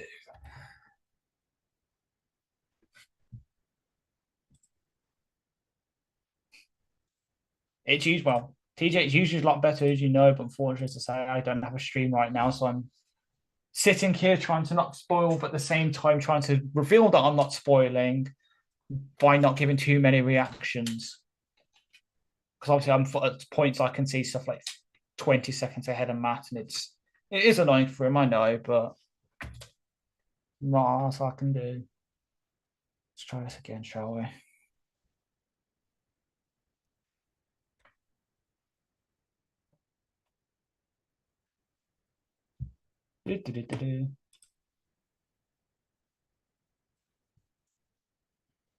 Christmas is coming early. It better not. I don't want to turn a quarter of a century oldie just yet. Hello. What be happening? No, well, us been answering the chat and trying to find the stream so I can stop spoiling stuff. Detroit vs everyone. Laporta was coming open, just needed 3 more seconds. Story of this game so far, unfortunately for the Lions on offense. Brent said, and I think you just referred to this, all I want for Christmas is some fucking points, preferably a touchdown in the third quarter. I love that. And TJ saying, Royal Lions UK, my favourite live reaction stream. Appreciate you. And Mark said, and I see a whole play in front of you. So you get to know what comes and then see us react to it, especially when a big play comes. That's going to be fun. Mike the Marine says, yes, Levante David isn't underrated, and Joshua Mercer agrees. I really don't think he's underrated either. I think everyone knows he's a stud. Yeah, I mean, there it is. I'm going to see if I can see this comment for myself.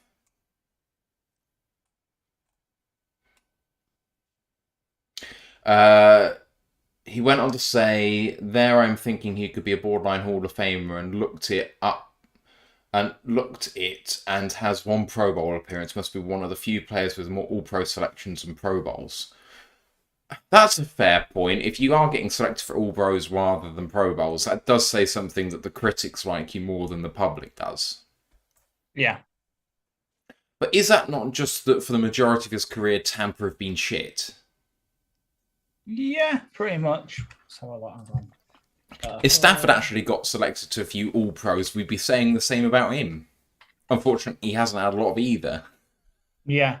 So, in his career... Let's have a look. Oh, that's fun from Brett. Brett says, Tyler Huntley has as many Pro Bowls as Levante David. Yeah. I love it. That's the sort of shithousery I'm here for. Right, I'm going to put a link to our Discord channel in the live chat to you guys. If you haven't joined us there, it's a really good group of people. Don't hang around. Just come and join us there. So I just want his career. And our new merch shop as well is in the live chat as well. If you're looking for some nice clothes, never mind the fact that it's got our stuff on it, it's actually good stuff. So if you're looking for something, very reasonable prices, really good quality, reasonable shipping rates, go and check it out at the link there. Oh God, Jimmy he's going to hospital. He's been put in an ambulance. So Brian Hoyer, Jimmy G. Garoppolo. Oh shit! And again, Rise beat me to the punch by just saying the thing instead of putting the tweet in. Okay, so he's going to hospital. Why is it Brian Hoyer? Who's the other backup? I swear it was someone. AOC's Aidan O'Connell's inactive. Oh, okay. It's Brian Hoyer.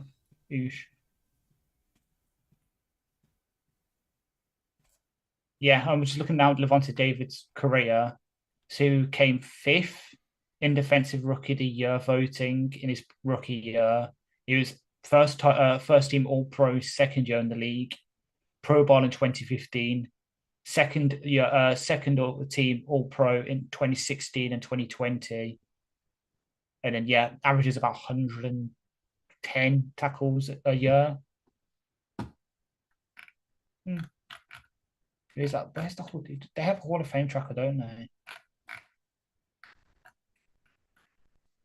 Got the Around the NFL podcast in full colours now on the sofa of the Sky Sports Dan Hanses, Greg Rosenthal and Mark Sessler, who really were a great way drug for me into NFL podcasting. I don't listen to a lot of them anymore, but they have very soothing voices and I enjoy listening to them. So I'm not going to listen to them too much because we're here with you guys, but it's quite nice to just hear their voices in the background. Guys, what have the Lions got to do in the second half to actually get this done? And I don't mean just scoring points, but schematically it looks like they're shutting us down in a lot of ways that we like to operate. And yeah, we've got a 7-point lead, but they're still very much in this game. And we start with the ball. We've got to make that, pay. But how? I mean, the Bucs are bringing these exotic blitzes. They've stopped us running the ball wholesale. It's putting the ball in Goff's hands. This is not the sort of football that we're used to playing at the start of the season. Ash, what are you looking for in terms of adjustments? It's not really adjustment because we have been targeting Laporta, but use Laporta as Gary quite aptly put yesterday, the blitz that's going to leave holes open for the tight ends, but especially since they're cover 3 heavy, a tight end up the seam is the perfect counter to a cover 3. So maybe it's just connecting on more of those balls from Laporta, drawing their coverage inside, and then being able to use the outside. But that's the thing, just they're very good at doing. Like, I know Ant, if he's listening, he would have a go at us for saying it's like because Wham yesterday, but they're just a good defense. They're able to crack down on most things. It's just finding those little chinks in the armor on particular plays. So it's just hopefully just Goff making the right reads and not turning the ball over. That's the big thing, because if we start turning the ball over and bringing them back into it, it could be a really long day. McSperiment says, I think Goff's uncomfortable and doesn't trust his protection at the moment, sort of how he played against Atlanta in the first half. He eventually got comfortable in the second. Hopefully that's the case here as well. We also have Nameless Breaks saying we need our own line to open up lanes. Bobo Land says run the ball and screen passes IMO. And TJ says look out for Baker's low passes. He makes a lot of them. Nameless Breaks says get that run game going. I mean, the run game has been a big problem because they're still bringing all of this exotic stuff the Lions are in terms of pulling guys, in terms of men in motion and trying to throw in some counters with some gap stuff.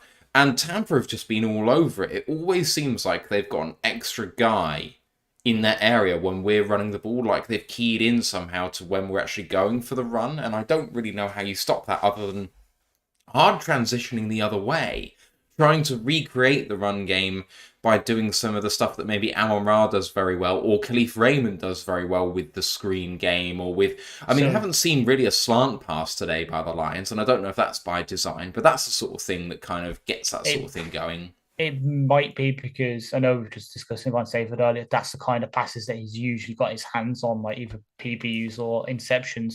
But I get what you're saying. You're basically calling for the Theo Riddick game plan. I am calling for the Theo Riddick game plan. The thing is, if you're pulling them wider, then that means that they can't jam the box as much. And at the moment, they are saying, we know that you established the run to set up the pass, but we're not going to let you establish the run. Now what are you going to do? And we have to respond by not moving away from the run entirely, but mixing up a bit more than we are doing, because we are being... I hate using the word predictable because it doesn't really apply to Ben Johnson. Tampa are just all over it in terms of matching with like. Todd Bowles is an exceptional defensive coach, and there's no shame in kind of butting horns like this. We've still had the best of them. You know, we're still ahead in this game, but we can't let them dictate terms, is basically what you're saying, which I agree with. Like, well, shouldn't anyway, but this drive coming out of the half is going to be very interesting to hopefully see. Well, in my case, hopefully see. Heyo Raid is in progress. Nifty takedown led a win to Rice Hunter. Giannis Antetokounmpo is in the chat saying Payo Raid. Hey you guys, hope you're doing well. Hopefully Payo's in here as well. Appreciate you. Payo's in there saying raid, like and sub. Hey guys, hope you're having a good stream. How are the Rams doing at the moment? 9-6.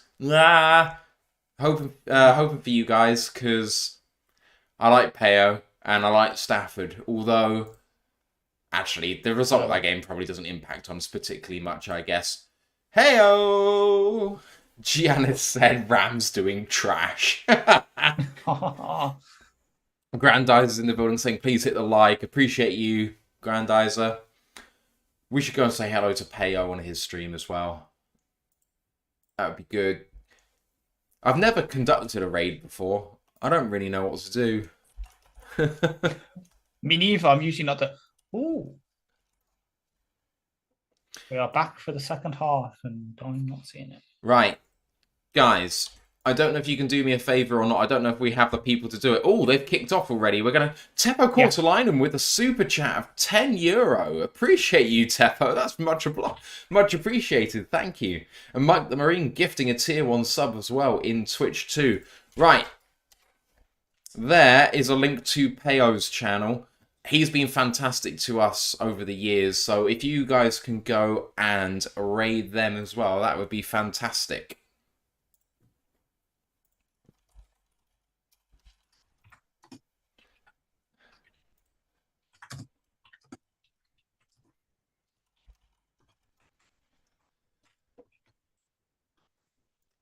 If you can do that, guys, that'd be great. If not, it's all good. First down for the Lions after the kickoff. Goes for no gain. Second down and 10. Mile marker came in and raided. Appreciate it. So do I was in there. You can see me typing away. I'm like, oh man, raid. All right. So I'm going to read out a comment in a minute. I'm not sure I like it, but there we go. Second down and 10 for the Lions. Goff empty set, 3-step drop, throws, and a nice catch and sit down by Khalif Raymond. Gain of 6, maybe 5, third and 4. Is it the Richard Ariade comment? Yes, it is. It's a compliment. He's a very funny guy. He's a very funny guy. So, dude, has anyone ever told you you sound very much like Richard Iowati? No. I can see it, but I love Richard Iowati, I should say. So, wow, this is Zero Blitz they're showing. Everyone on the line. This is weird. Now they're backing out of it a little bit. Oh, Craig Reynolds on the screen. He's broken and clear. Craig Reynolds going down the middle. Got caught at the 42-yard line of the Bucks. Oh my God, what a play by the Lions. It's the Craig Reynolds game. That was tipped to the line as well, so he had to adjust to it. That was such a good play. The Craig Reynolds. Craig Reynolds' revenge game. He doesn't have to have revenge on the Bucks. He's just having revenge on the league that gave him nothing to start his career. Exactly. And the fans who were saying some nasty stuff to his family. I came here to play Countdown and drink milk. Or whatever that quote is. 10-3 ball game from the 42-yard line of the Bucks. Goff looking left, throwing left. Caught by Brock Wright for a gain of 7, and it's 2nd down and 3. Have you found a stream yet? No, I'm still looking. God damn it, man. I know. Hey, it's not. It's blame Sky. They don't want. Blame Sky in the NFL. Well, yeah, blame Sky for picking this game and not the Eagles game. If we continue to win games, you're going to have to sort something out. I know, but money. I'm starting my new job tomorrow. I might be able to have better cash flow. I need to find a solution maybe in the Discord channel. 2nd down and 3, handed off to Divine Zigbo and tackled around the head, but does get the 1st down. And now I'll get to bit in my mystic moment. I said that a Zigbo can get you 4 yards. It's literally just got 4 yards. Really nice little cut, and the tackle round his head is vicious. Mm-hmm. John Graziano says, I watch Rising Rhino channel very much because he's kind of crazy Lions fan. I haven't seen Rising Rhino channel, I have to say, but that sounds like fun.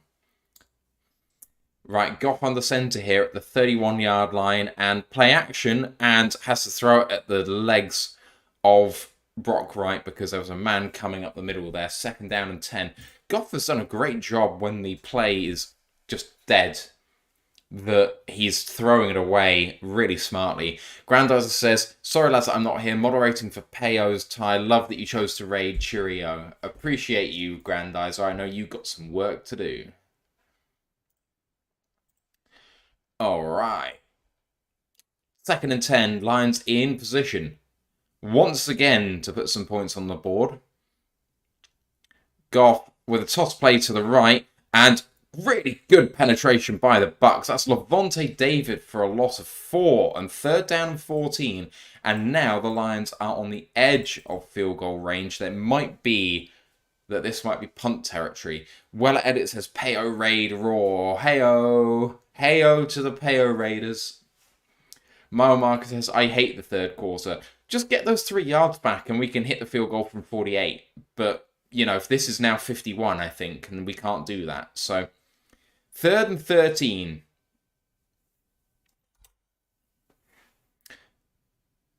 They might be bringing pressure again here. No, they're just bringing 4. Goff hangs in there, throws over the middle, and Laporta again tried to catch, but he got hit on the catch point. It popped up in the air, went incomplete.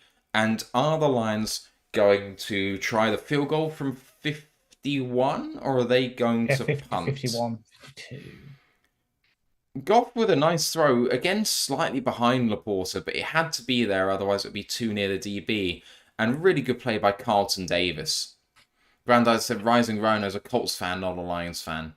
And it's a 52-yard attempt here for Riley Patterson, who's 2 of 4 in his career over 50 yards. The kick is away. It's going right, and it's wide right.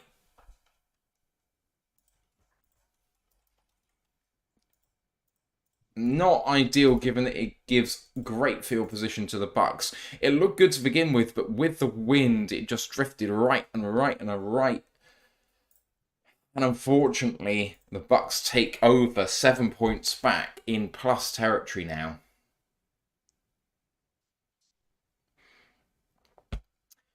Ash, not the best start after a promising beginning.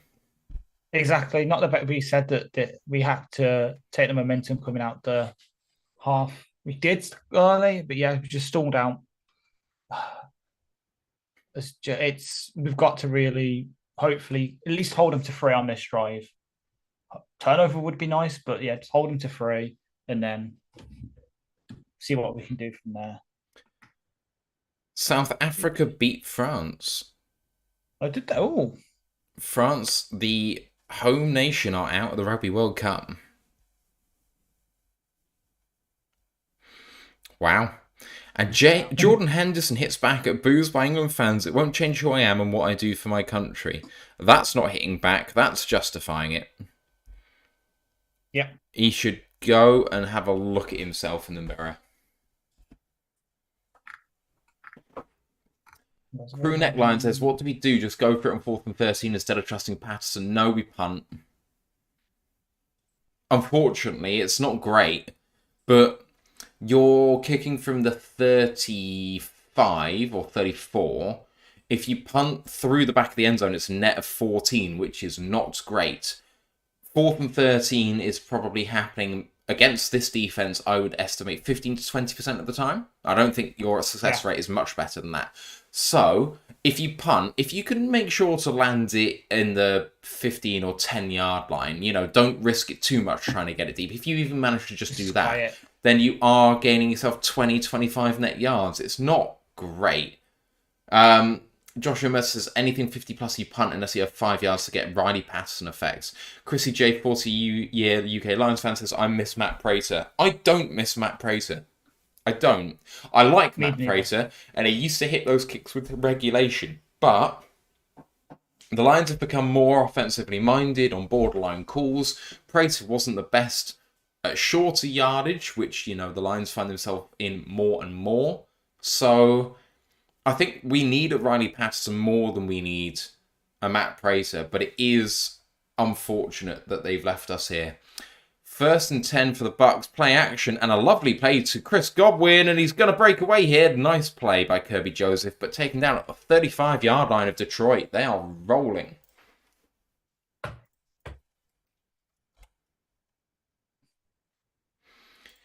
Who busted that? Someone busted it. I reckon that might have been Jack Campbell.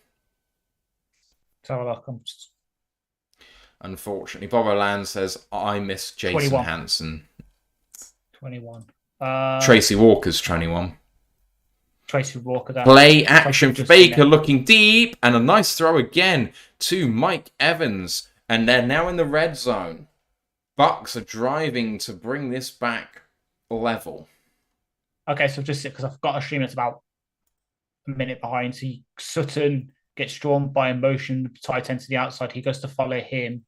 Tracy doesn't go to Godwin, leaves him open, and then misses the tackle.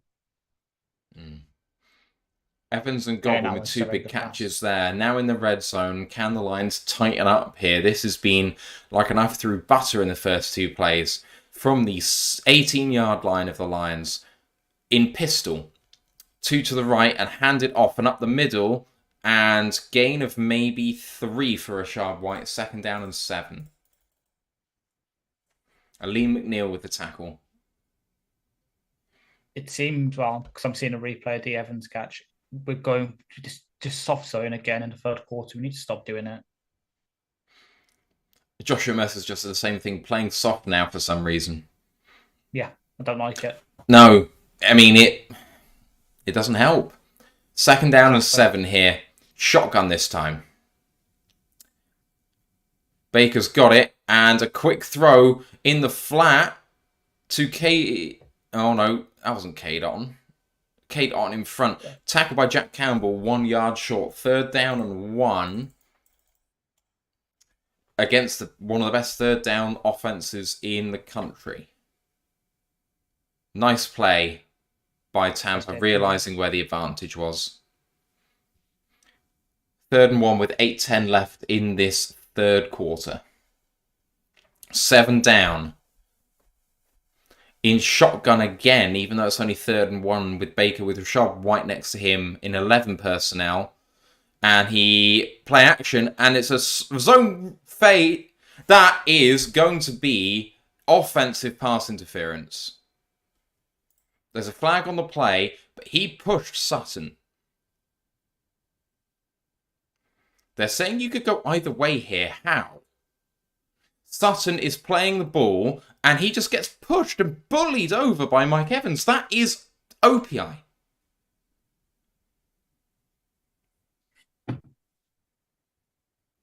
Yeah, I've just seen it. It's OPI clearly. It is offensive pass interference, and they have accepted it for, instead of 4th down and 1, it's 3rd down and 11. I think that's a really good call. On the coverage, they were saying it could go either way, and it's like, how? Sutton is playing the ball and Evans stops him making a play. Like, there is no two ways about it. Yeah. Pushes him over. 3rd down and 11 from the 18. Now, they have to get probably 9 here to be able to go for it on 4th down. In shotgun, Baker, 2-step drop, looking deep left, throws it, and incomplete. There's a flag.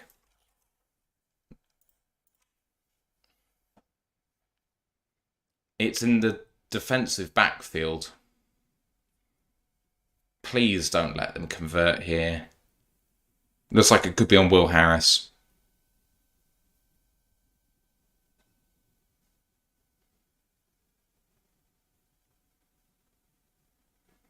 Eagerly awaiting the call.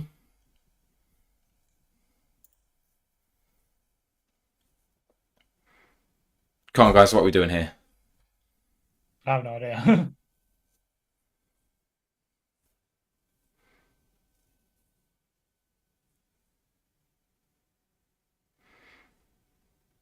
They're taking their time.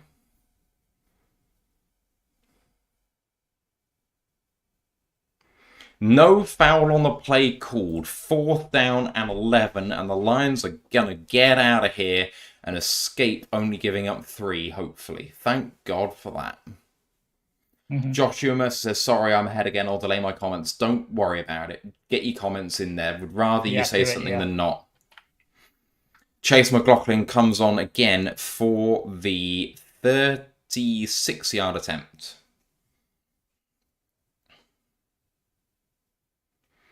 God, we got away with that from 3rd down and 1. We really did. Big mistake by Mike Evans. Snap is away. Kick is up. That started out wide right, and it curls back in. 10-6 ball game. God, that looked wide right for all the world.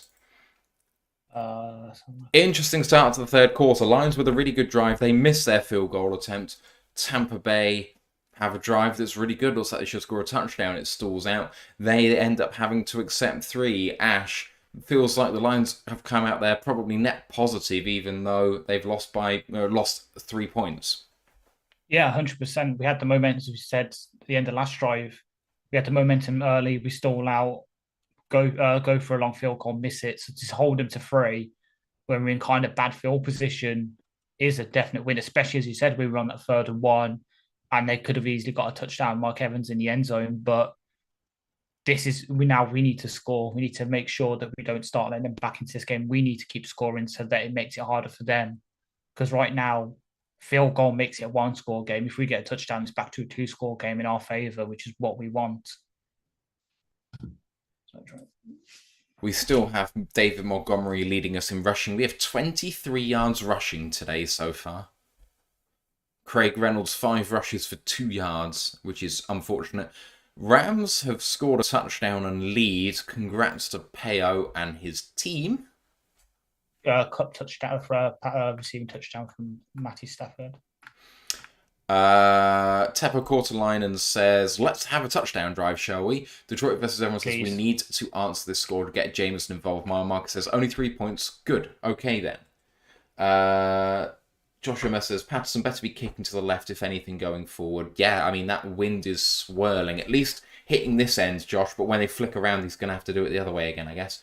And they're showing the highlights of the recent drive. Mike Marine said no flag. Thank God. Right. 100%. 1 touchdown in the game. Really low scoring. When I said 20-14, I didn't think 10-6 would be what we were looking at. Oh, boy. But the good news for us, I think, is this is the last outdoor game we have to play till Chicago now. Is that the only outdoor game we have left? I think so, yeah. Because Baltimore's in. Is it Dome? Is it in Dome? I hope you haven't lost the sound. Anyone else? Detroit versus everyone says anyone else lose the sound. If anyone has lost the sound, or if anyone still has the sound, can you let me know? Mark says that that's good. Oh, I've got it.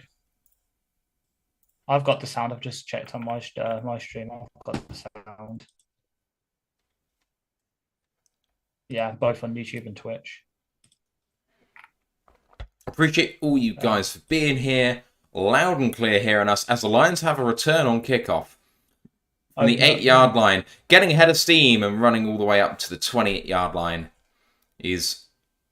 I couldn't see that was because my stream went weird, but I thought that was maybe Craig Reynolds. 7:39 left in this third quarter.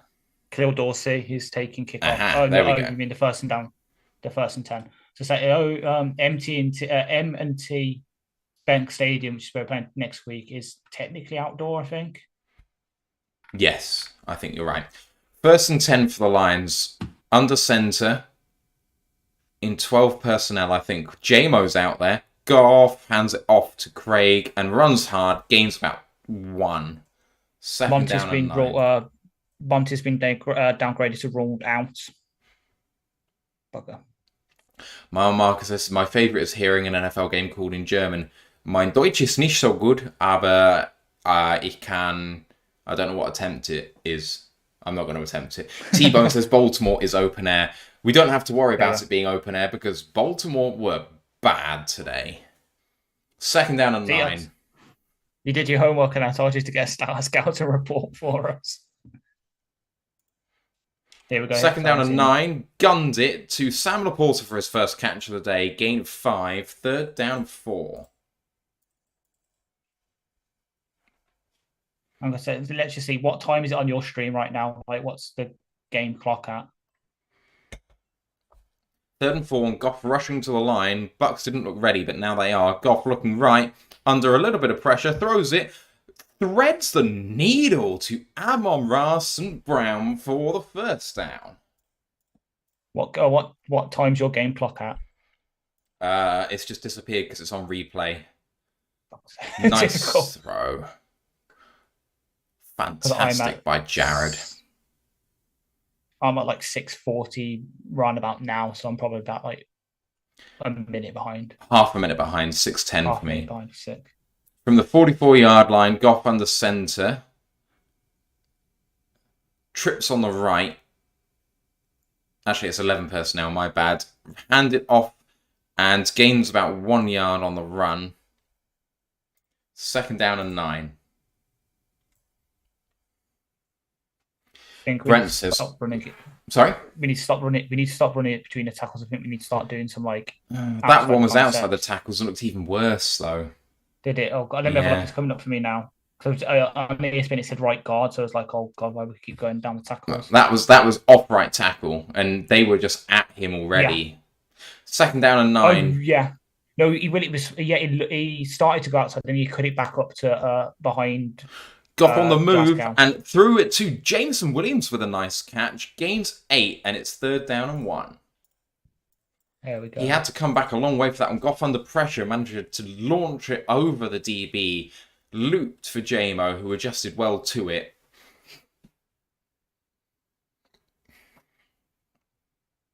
It was good work by Jamo to get himself back up and recover another yard or 2 on that play. He was right at the sticks and caught it there, but had to stumble back up. Third down and a long one. Goff, heavy set, and hands it off, goes up the middle, and now does get the first down. Well done, Craig. Flag. Penalty flag on the play. Fuck's sake. I'm seeing a Raymond. Let's have a look.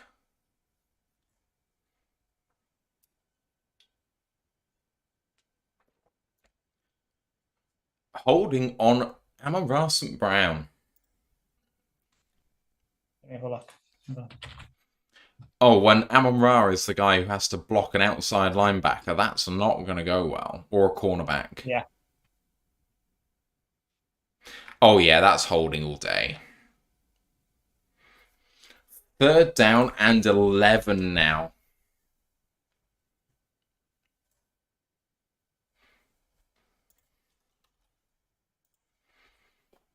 From the 42-yard line, Goff, in a 4-step drop, looking to go over the middle, gets to Khalif Raymond, and that is a 1st down Detroit. He needed 11. He got 11.5. Beat Zion McCollum versus 2 men, and he definitely got there. Mark said, boo, we can't start getting penalties. Can if Khalif Raymond's on the field.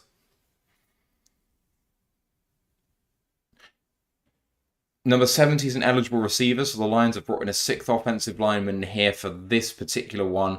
And they've got Brock Wright in as a tailback. Divine and Zigbo's in the game. Brock Wright now comes out to a tight end position. There's no time to get this play off. They do just get it away. Play action. Goff has to gun it left. And the man's free. It was Jamo, and he did so well. And Goff just undercooked it slightly, and Jamo couldn't recover the ground. Oh, that could have been so big.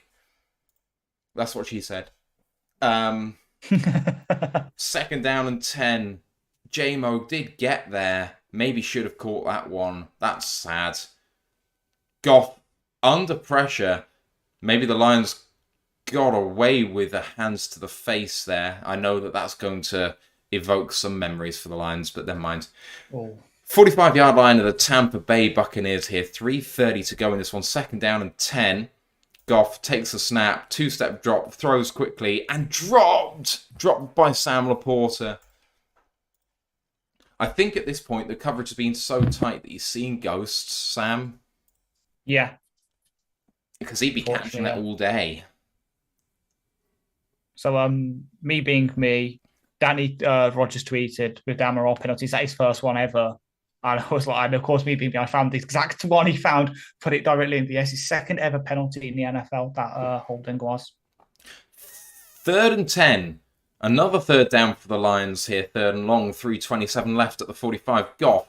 Deeper drop here. Looking deep. Looking for it all to Jameson Williams. Touchdown Detroit Lions. Jameson Williams.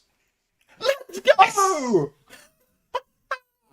And I do believe that is a big middle finger to your fucking pass defense, Tampa. Oh, what a throw. Who said Jared Goff couldn't throw deep? A 45-yard bomb to Jameson fucking Williams, people. Yes! That is. I'm watching it now. There we go. Moonball. What a lovely throw.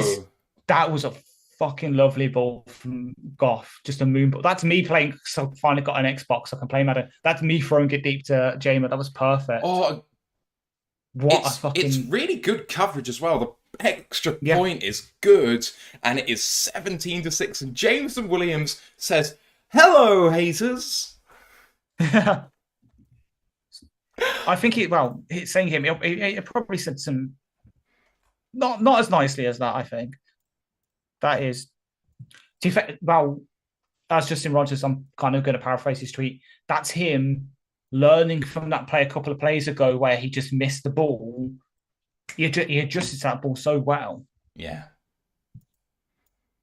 Jared Goff moves over 250 yards passing for the game. We haven't been able to run the ball, but man, we've been able to pass it. Joshua Mercer says, "Go light some fireworks after that one, J-Mo." Please no. TJ says, "Worth every penny." Brent DeWitt says, "J-Mo." And Marmark says, "And Goff trusted him after he just dropped it."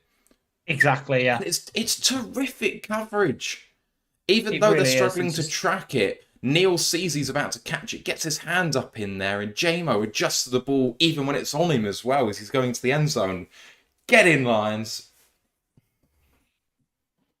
Oh, no. Oh, bad news for Ant. Reed Blankenship's got injured in the Oh, Eagles game. no. Poor Ant. Da, da, da, da, da. Patriots have scored a touchdown. Oh, boy. Right. Zeke. So we said that in the pre-show that we were going to win by like 13 to 14 points. That's what we were aiming for. Well, we're at 11. Yeah. We're at 11. There. I can't even remember what I predicted. You predicted 34 to 20, if I remember rightly. That sounds about right, yeah. Free Climb says, great catch, had to come back, twist around and was contested. Hell yeah. Yeah. Hell yeah. Yeah, Detroit says, third down touchdown, third quarter touchdown. Oh, yeah, finally. Yeah. Finally. I know. Oh. So, look, I've got a game for you. I said 27-14. So we're getting there. We can just, what do we need to score? 10. So another touchdown field goal for us, and then for them, a touchdown and an 8-point and a 2-point conversion. That actually sounds about reasonable. Yeah, I'm with you. Fair. Oh, Antoine Randall L giving him some love on the sideline. Oh man, and Jamo's just out here saying, "I'm him." Look at that face. He's just like, "Yeah, exactly. I'm him." Oh, damn, let me just realizing, because I said in my hot take, Jamo gets an explosive play, which he has done. Bink. But we get another 5. We get another 5 explosive plays. Oh, so passes over. I think it's passes over 20. No, passes over 30 yards. Runs over 20 yards, isn't it? Jalen Reeves-Maybin put a massive hit on the kickoff return there. That's lovely. This season, Goff is first in completions and completion percentage in throws over 20 yards. He leads the NFL with a 63% percentage this year, according to the graphics on the stream. And Brentowitz says, told you, Ash, Christmas came early. Goff, 20-yard throws since 2021, has a passer rating of 108.4, which is second in the NFL in that stretch. He's a good deep ball thrower. He really is. It just doesn't. He doesn't have a Josh Allen, Patrick Mahomes, Aaron Rodgers. Scramble and Mike Evans makes the catch. First down. Bucks. Josh Mercer says, nose flared and everything. Man is looking like a dog.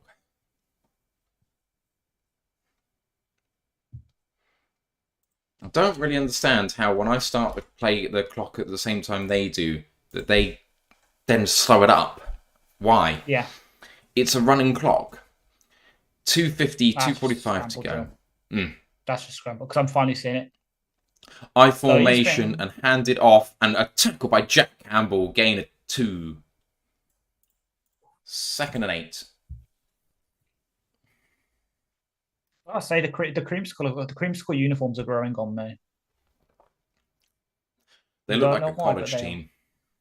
It looks like a Tennessee uniform. It does. It looks like a Tennessee team that is also a throwback jersey, like a Tennessee team from the 70s. Yeah. 2nd down and 8. Well, kind of on that theme, I wish yesterday that hands off. Nice little play there, but blown up by the Lions once again. Anzalone fired up. It's 3rd down and 6. By the power of 4. Oh God! As you can see me reaching up there, because I had to open up my side above. But yeah, I used the 4 hammer, the Molyneux beer opener. Nice. 3rd and 7, and the Lions could be bringing the heat here. 4 receivers in the game for the Bucks. This is at the Buccaneers' 38-yard line. Changing the play, 5 seconds to get it off now. Baker takes a snap, 2-step drop, gets the ball off quickly, tipped at the line and incomplete. Unbelievable play by the Lions, and they are getting off the field again. This defense is legit. Brent It DeWitt really with a is. $2 super chat saying, "Who said Goff had a noodle arm? Lol." Sorry, Ash. This defense is great. It really is. Like, hang on, I'm going to get the what's it called, the box scores up so I can make accurate. Here we go. We have held them to 100 under 200 yards so far. Oh, the 228 Lions passing, almost 46 blocked the running. punt. It was a free man. And I got answer. Raymond on the return managed to beat a couple and managed to return it for about 15 yards. Good work by the Lions on the return game. No flags there by the looks of it. Thank God. Jalen Reese-Mabin almost blocks that punt. It was very, very close. All right, I'm about to see it now because bloody. I will get. Oh, I will get somebody. Oh God, yeah, I'm just seeing it. Jesus. Also, good play from him though to see he's not going to get to it and sort of move his arms so he doesn't clatter him to come out and draw a flag.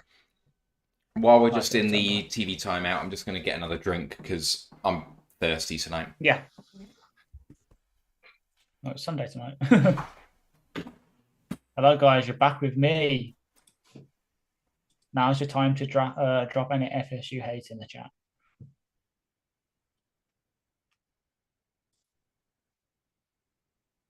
No, at least you can, Joshua. So I'm on non-alcoholic cider because I'm starting my new job tomorrow, so I can't drink too much. I have to be good for them tomorrow.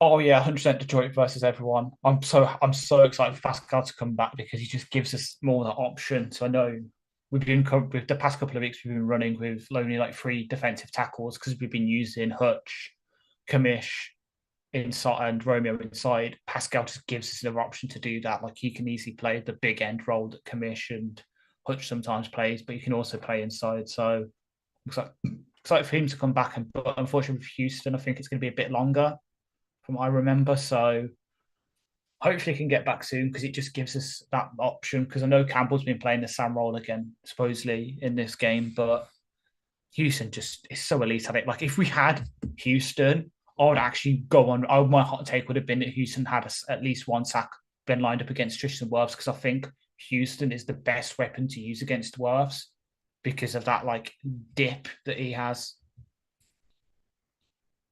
Were you just talking about the D-line comment? Yeah, I'm saying about. I was saying that if Houston was like fit and available, that would have been my hot take. Was that Houston gets at least one sack when lined up against Wirfs because I think he's the best kind of weapon to use against like Wirfs, maybe Trent Williams if we have to face him in the playoffs because he's just got that elite like. I'm going to call it the Mario move because it almost is like Mario jumping in the video game where it gets low and is able to get high. That's just so good against elite tackles because they don't know how to handle it. The Lions are 12-3 in the last 15 games. It's their best stretch since 95-96. God, so it's the best stretch since I've been alive. Jesus Christ. Oh, no. Goff, 2-step drop, throw in the flat to Craig Reynolds. Man comes up to make the tackle. It's a tackle for a loss, 2nd and 11. Brian Shook says they can keep trying to establish a running game as long as they would like. I mean, they're not even trying right now. They've basically abandoned the running game. They've had 16 rushes to our 15, and it feels like we've abandoned it a little bit. Yeah.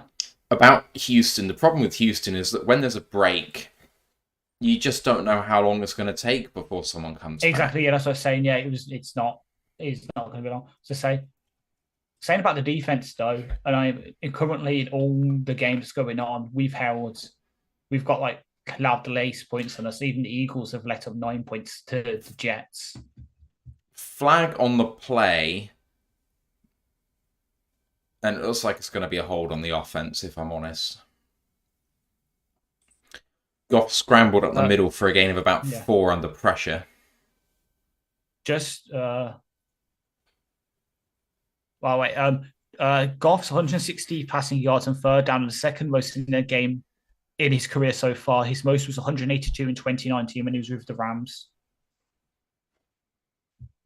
Mad. I don't think that's going to be on us because I've just seen the play. I don't think that flag's on us. Hands to the face on the defense means that we get an automatic first down. It's on Love it. His name. Love to see it. It's It's on Eisen, their UDFA slot corner. It was a legit hands to the face against Josh Reynolds. Yeah. It very much was. First down and 10 then with time running out. Don't have to run a play before the end of the quarter here. Don't think we should, really, to be honest. Doesn't a penalty stop? The Lions drew him offside. They drew a man, yes. and then they tapped Joe Tryon Shayinka. Okay, yeah. Got him.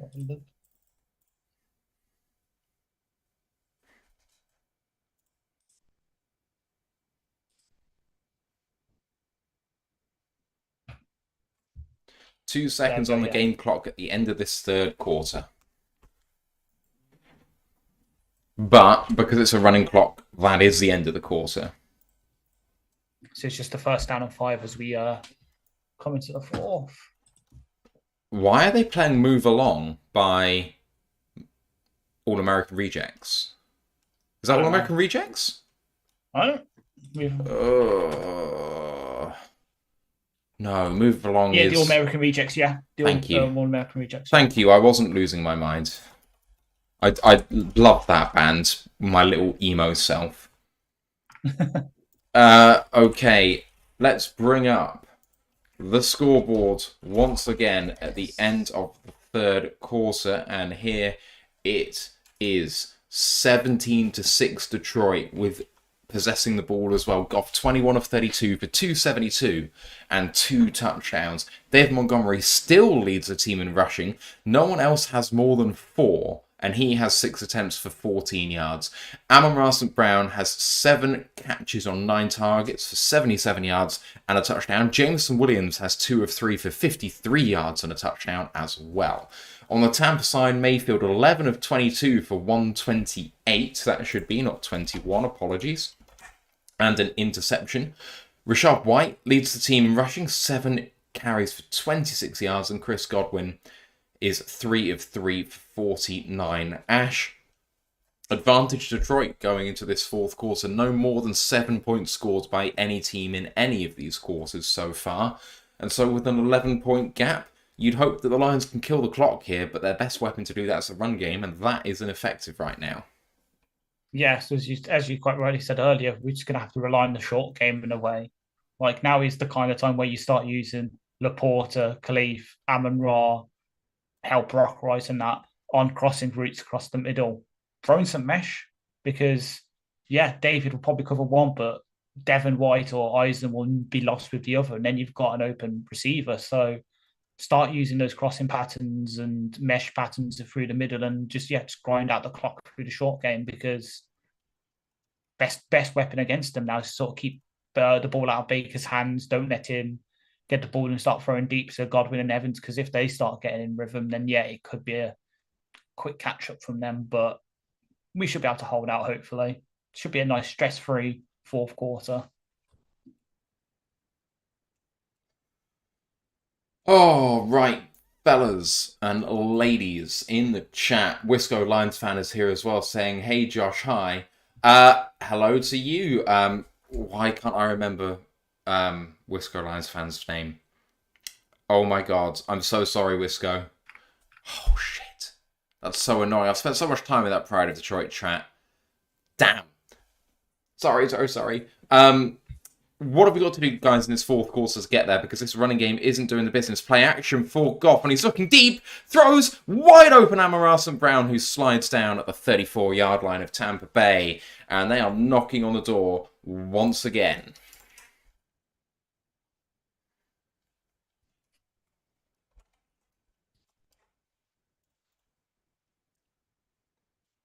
Lovely throw by Goff. His anticipation is exceptional. Yep. I think.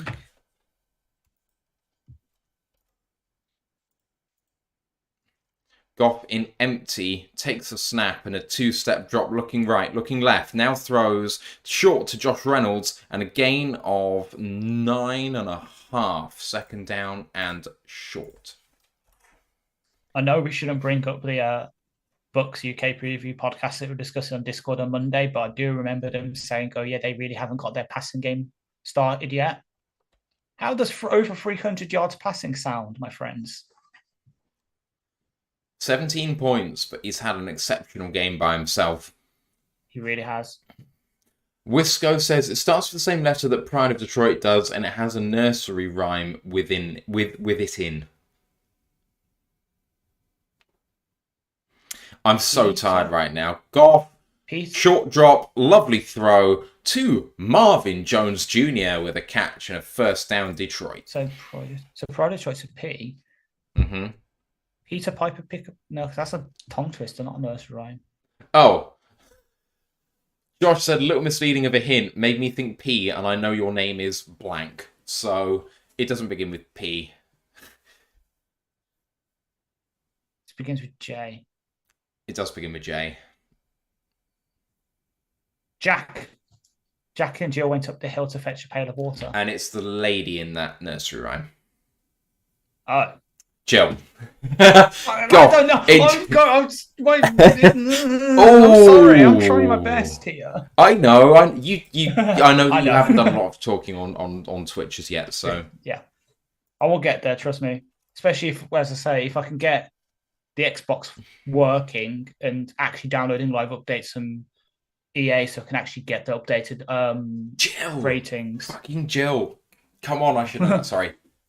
I was going to say, if I can get things working, I'm thinking, how, not exactly doing what Pride of Detroit do with the Madden Sims, but working something out where, especially in the off seasons, I force wins and everything, so the records as it should be, and then we do sort of a community thing where we manage the Lions as Brad Holmes. We do free agency, the draft together, and then when the new NCAA comes out, doing a sort of road to glory with one of the Michigan college unis. Yeah. Obviously not Michigan and not Michigan. But actually, you know what? Michigan State are sort of maybe Raw the Lions UK become head coaches of Michigan State.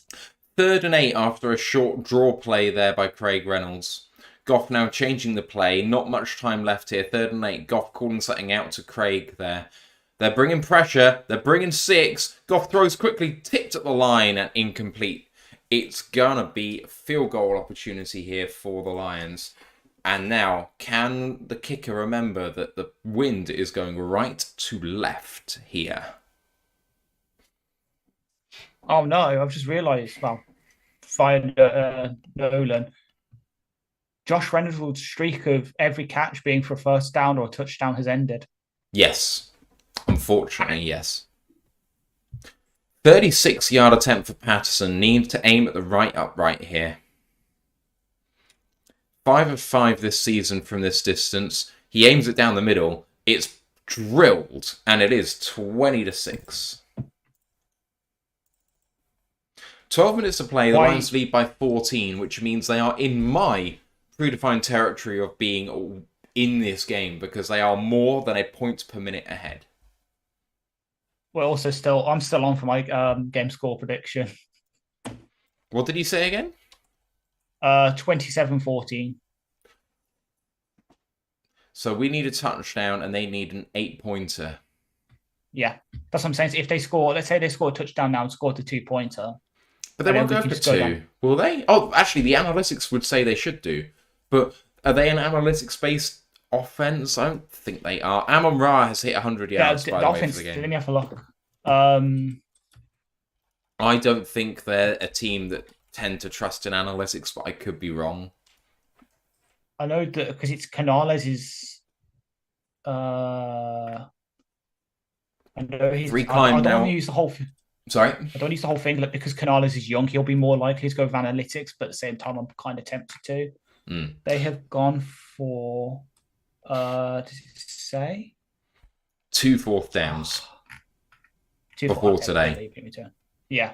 I didn't research that. That was yesterday's pod. But still, to be fair, we might even if they aren't analytics, we might see what I keep calling the Pete Carroll effect. Because we saw it against Seattle, we saw it kind of with Green Bay and Atlanta and that, where teams playing against us because they know we're more likely to go for 4th downs, go for 2-pointers, they by turn do it because they feel like they have to keep up with us in that way. So they might do it. Pregame rightly points out, and so does Chrissy in the Twitch chat, that Detroit now has scored another 20-point game. Pregame says that's their 15th straight 20-point game. Amazing. Yeah, well, it's not. Yeah, it's extended our NFL best streak and also our franchise record for it. There it is. Love to see it, and we've done it only getting 31 yards on the ground. Exactly. Who says we're a conservative run-based offense? And we've really spread the ball out. We have 3, 4, 5, 6, 7, 8, 9 guys with receptions so far tonight. And I know it's harping on the meme, and it's kind of rude too, but at the same time, it's kind of still is a meme. Marvin Jones made a catch again. There it is. As they showed, the big new kickoffs can be at Tom. So hi-oh for that. And Patterson with the kick, and really nice kick through the end zone for him. And it's a touchback. Chrissy saying Ben Johnson finding ways to win, Ash. 100%. It's the best thing about him. I know it's one of the best things about him. But we see last year, if we had, I don't know, Swift was injured and Jamal was getting bottled up like this, we wouldn't have been able to dig ourselves out a hole. Now, because we've got experience, Goff has got the confidence, Amon-Ra is Amon-Ra, J-Mo's fully black, seemingly he's hitting the ground running now, and everyone else is working well. We are able to dig ourselves out the hole with the passing game, so it's great. And then obviously we've got the complementary of Aaron Glenn actually calling a defense is able to stop teams now, because I remember saying yesterday I was half scared about this team because they've run the Seattle style offense and we've seen us fail against that. And for the most part, touching wood and everything, obviously, it doesn't come back to bite me. And they do come back into it. We've held a DK and Lockett style kind of receivers pretty much in check for the entire game. Mayfield on a scramble, throwing and caught for a gain of 9 on second down. It's 3rd down and 1. The first down play was a swing pass to the speedy receiver whose name escapes me now, which is Devin Tompkins. And he stumbled and managed to scramble back to the line. 3rd down and it's 2 apparently. Lions almost caught substituting, but not quite. 3rd down and 2. Baker calling for it, gets it, looks left, looks deep, takes a shot. He's got a man and he's missed him. To Trey Palmer, missed him by about a yard. 4th down and 2. 10:52 left. Do they have to consider going for this? Well, 14 behind. Well, we've come back to our discussion a few minutes ago about 4th downs and going against this team. I was going to say, but further proof that Sam Laporte is the best rookie tight end in this class. Dalton Kincaid is inactive for Buffalo. What? Yep. Oh my god. Okay, the Bucks have punted. Don't catch that! It's going in the end zone. Khalif did return it, and he's in trouble, but he manages to return it all the way to the 16. Take it out to the 20. I think he's forcing the issue. He hasn't. Because I'll have to bring up Martin again, but I know we haven't been as good on returns this season as we were last year. Don't need it. We're 14 points up. Just let it bounce. Exactly. Joshua Mercer says, how dare this guy shut up Jack Fox? I mean, Jack Fox has regressed from the best punter in the NFL to like a fringe top 10er at this point. I think they said he was 8 in gross yardage at the moment, which is fine. Yeah. I'm happy paying him when he's doing that sort of thing. But hey, anyway, there's 10:37 to go. Lions lead by 14 and have the ball. Can they run the ball and kill some clock? That would be excellent if we could. Ash, need to finish the job now. Ball in hand. It's all on us. Yeah. It is. And as you say, well, you said, I know you say, when you say run down the clock, I know what you mean. But yeah, we're going to have to just dink and dunk, take as much time off the clock as we can, because we don't want to give them a chance to come back into this. It's looking very unlikely they will, but at the same time, we've just not got to let them have a chance. As I'm watching the Kyron Williams touchdown for Mandalorian 9816 says, "It's not the same Detroit," which is potentially my favourite quote of the entire year so far from CJGJ. It was a great thing. Mandalorian... That is the way. This is the way. Mandalorian also has followed us as well, and we thank you for that very, very much. Yes. Brent says, Goff's accuracy hasn't been perfect, but a lot better than Baker. I mean, you say hasn't been perfect, and a few catches have been, you know, not perfectly placed, but they've been away from defenders as well, and sometimes it's not perfect for the catcher because you're trying to account for the defender. So I don't necessarily buy that he's been poor on purpose in that regard. I think he's just been conservative. Goff 24 of 37 right now, as opposed to Baker's 13 for 25, which is not setting the world on fire. So you're saying that, I'm just looking now. Right now, this season, admittedly, this says obviously he's not with this game in. Goff has got his lowest bad throw percentage per Pro Football Reference. So what I don't know what they exactly class as a poor throw or bad throw from them, but this year he's at 13.1%. His lowest before that was his last year with LA when it was at 16%. So he's really good. Well, proof at 81.7% on target. Play action. And Amon-Ra St. Brown with men out in front. Good tackle. Gain of 6.5. Second down and 4. And Ash, Mandalorian says, I'm from Detroit. How are you guys doing? I had no idea we had fans over the pond. There's plenty of us over here, Ash. Oh, there is, yeah. There is a lot of us. We're just the... I don't want to say we're the faces of it, but we're probably the most prominent ones. But yeah, there's loads of us. Like, I've seen some people walking around, even Nottingham, where I live, with Detroit Lions merch on, but I'm too much of a awkward person to go up to them and start talking to them, because I will start asking stuff and they'll probably say, no, I just got this at a vintage store.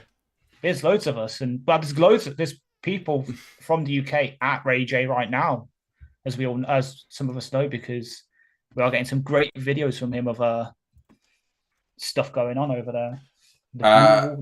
Unfortunately, Taylor Decker went in motion there before the ball was snapped, and so that's a false start.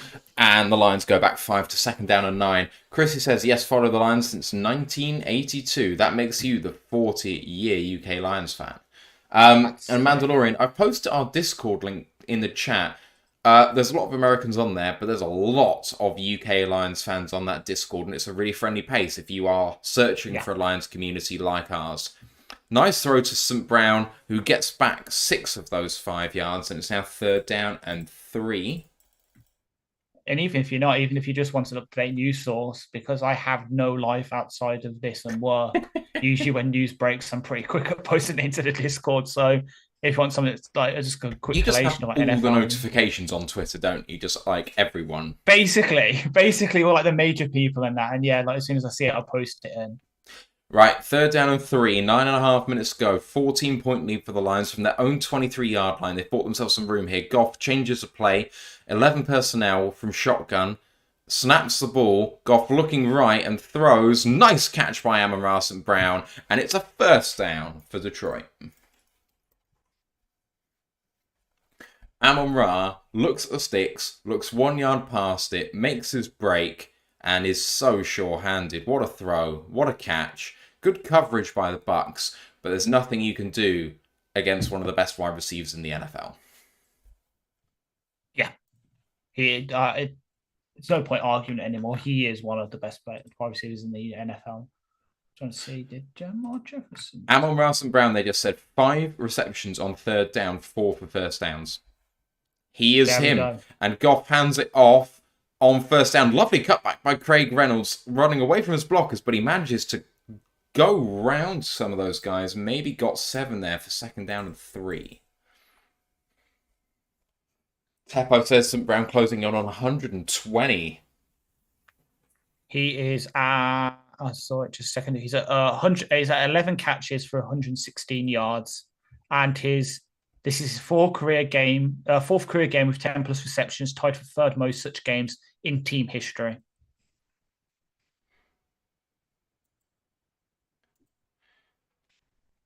Go on, Craig. Second down and 2. Nice. 20-6, 7:50 to play. Goff empties it out and looks to throw short, and it's caught for a gain of about 7. That is Amon-Ra St. Brown once again. The man is a machine.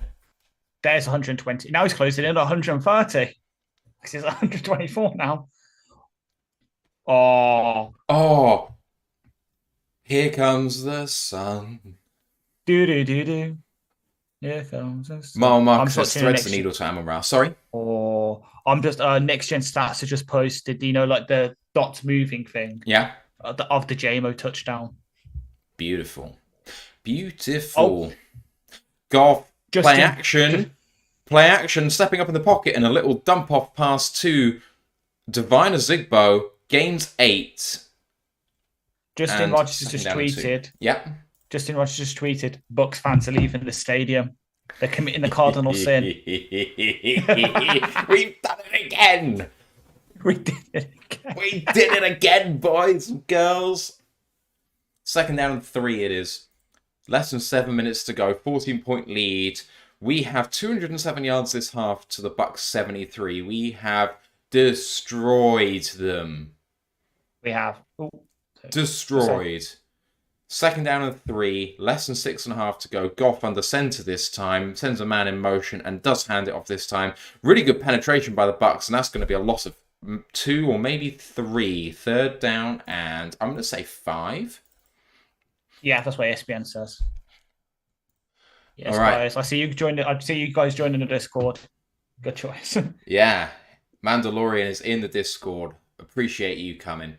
20-6, as I have been saying. New England have the ball, but deep in their own territory, down 2 against the Raiders at the 2-minute warning. The Rams have pulled away against Arizona 23-9, and Philly Philly have the ball on their own 18, up 2 against the Jets with 12 minutes to go. Yeah, Goff calling for it on 3rd and 5 in shotgun. They're bringing the heat. Goff stacks in there and lovely throw to Sam Laporta down to the Tampa Bay 40-yard line, and the Lions have another first down. If you want to kill clock, this is the way. This is the way. Yes. I was going to say, Hurts for an interception right to Bryce Hall of the Jets. Can you guess which one of their edge rushers got the pressure that forced him into that? For the Jets? Yeah. No, I can't. You should. Jermaine Johnson II. Hey. Less than 5 minutes now in this game. The Lions have done a terrific job. Goff calling for it. Frank looks and snaps it. Goff throws it in the ground after the play was dead. 4:44 left in this game. Second down and 10. Brent says, methodical game plan, love it. Free Climb says, very surgical, Goff is elite. Detroit versus everyone says, surgical. Archangel Music says, Seahawks always beat the Lions' nemesis. Seahawks are our nemesis, and I hope we don't face them in the wildcard rounds. But there we go. Name is Brent says, Seahawks game was a fluke. I mean, it was, yeah. At the moment, the Rams versus the Seahawks for second in that division is going to be very, very interesting. It really is. I was going to say. So obviously, watching I was watching Next Gen thing. It's pretty much what I said. So if you watch it, it's a seam that then he converts into a corner. What did I say? It's a cover 3. You can quite clearly see Winfield's dropping back on the cover 3, and it goes like that. So I'm learning things from that book. The books I read. I think the Tampa Bay have just called a timeout there. The Lions have had 40 minutes more possession in this game. That's mad. that tells its own story. 4:37 left. 3rd and 9. Free Climb is so impressed with this game so far. This has been our toughest test. I did say in our show yesterday, previewing this, that I talked up Tampa on offense and defense, but when it came down to looking at the matchup in particular, I expected our team to win by 2 scores. Yeah. Because I do believe that we're better than them on both sides of the ball, despite their defense being that good. But you know what? Our defense has been better. And our offense has been better. Maybe our special teams hasn't been, but we're better on 2 phases of the ball, and that's good enough when it's the right 2. Goff On 3rd and 9, he's going to go down and get sacked. Really nice play. Kalijah Cansey's first one in his NFL career. It's all a little celebration. 4th down and 9? That can't be as right. if. What? Mac Jones has just took a safety. Oh, dear. Long. Beautiful. I almost got the Clancy. McExperiment says all the time off due to sack and the perfect punt by Jack Fox. That'll work. Yeah. I've seen the Clancy sack, and it's not even like as I thought it would have been with him using his first step. It was a genuine like hand fighting thing. He just reached that off. That's actually a really good play from him. That Jack Fox punt just rolling and rolling and rolling sideways out. It bounced weirdly and just went off to the side and went out like the 1.5 yard line. He might have. When I'll watch it, he might have helicoptered it then. I think he did. I'm going to watch now. That's fantastic. Right. Is it about to snap? He did. He helicoptered it. Archangel Music says Seahawks have beaten the Lions 6 games in a row. I believe you, but I just don't care because the Seahawks are 3-2, and they had a really bad loss today in a game they should have won against a bad Bengals team. Right, here comes Baker Mayfield, 3:45 in the game, 14 points behind. There's still hope, but they got to score quickly. 1st and 10 from their own 2. Mayfield looking to pass in from his own end zone, under pressure, manages to get it off, and a good pass to Rashad White for a gain of 5, 2nd down and 5.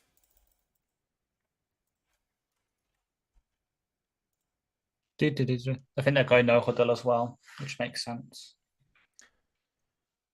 All right. Don't worry about spoiling things from Experiment. It happens. You guys are seeing it before me. I don't care. I'm still experiencing it for the first time. Baker looking, throwing. Good catch by Mike Evans. Trying to beat someone, but doesn't beat Alex Anzalone. Goes down in bounds, and the clock continues to run here. 1st down and 10.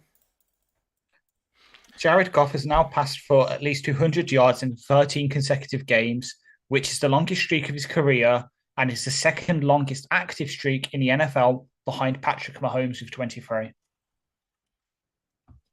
Yeet. Mayfield with a 3-step drop and throwing a bit deeper this time and overcooks it.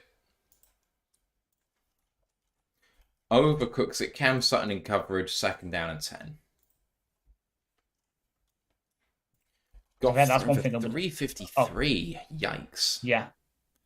Oh, Craig Reynolds is finally the leading rusher on the game for the Lions. 10 carries for 15 yards. Oh, God. Mayfield takes a snap and throws over the middle. And Godwin is hit by Tracy Walker with ferocity. Held on to it. It's a flag on the play. Oh, God. They're going to call defenseless receiver here. I can quickly see who scored for the Rams. Oh, no, it wasn't. It was just a field goal. Okay.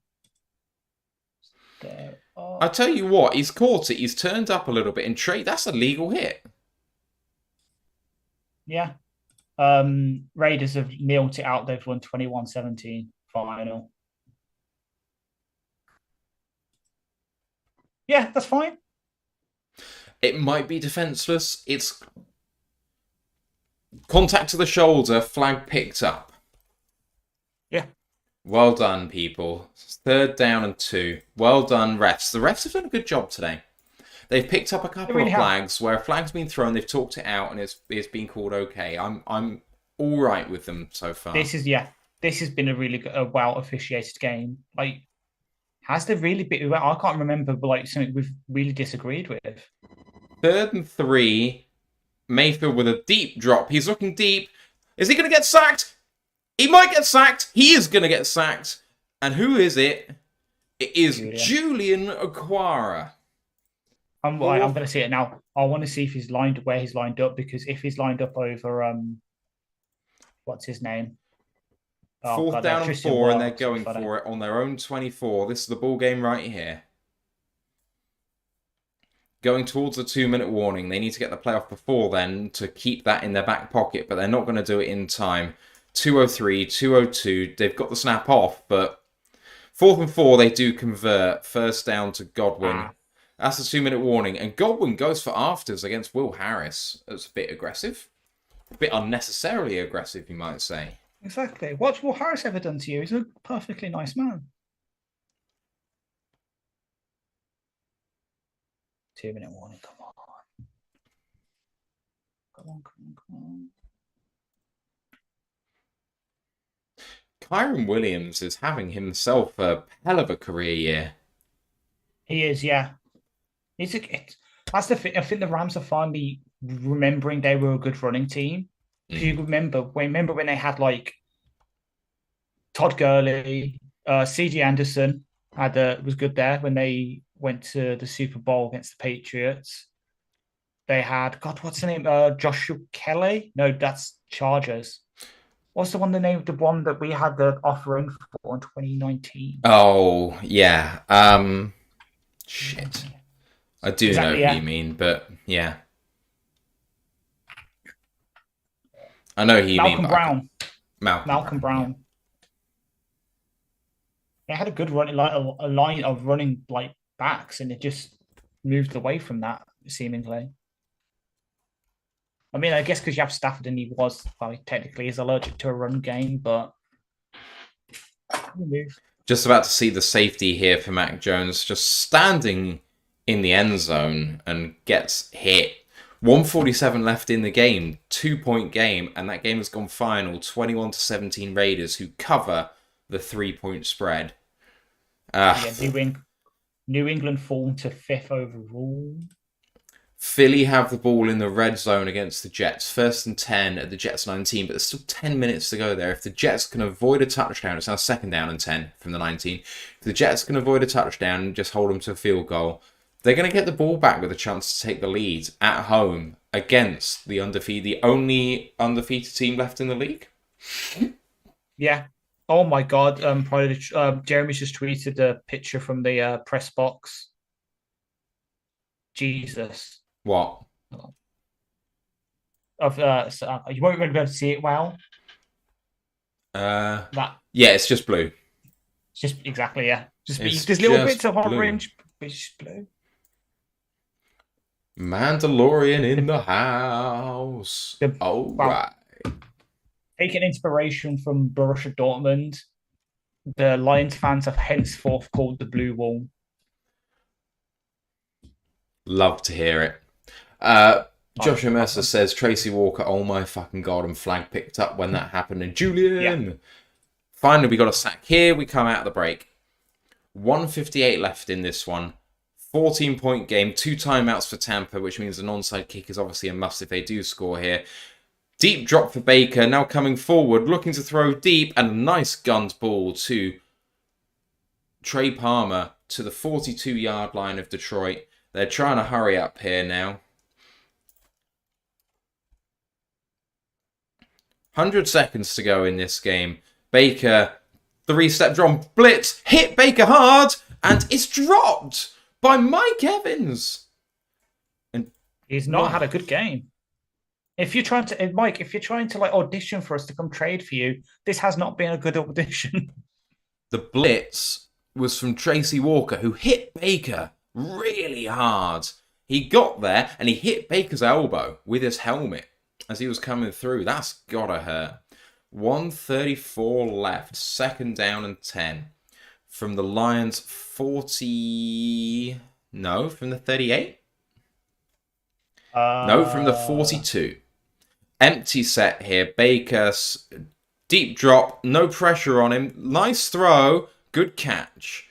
To the 28-yard line. Godwin is that man. Eagles just missed a field goal. Oh, wow. Come on. 1:15 to go here. Baker, no pressure again. Throws over the middle.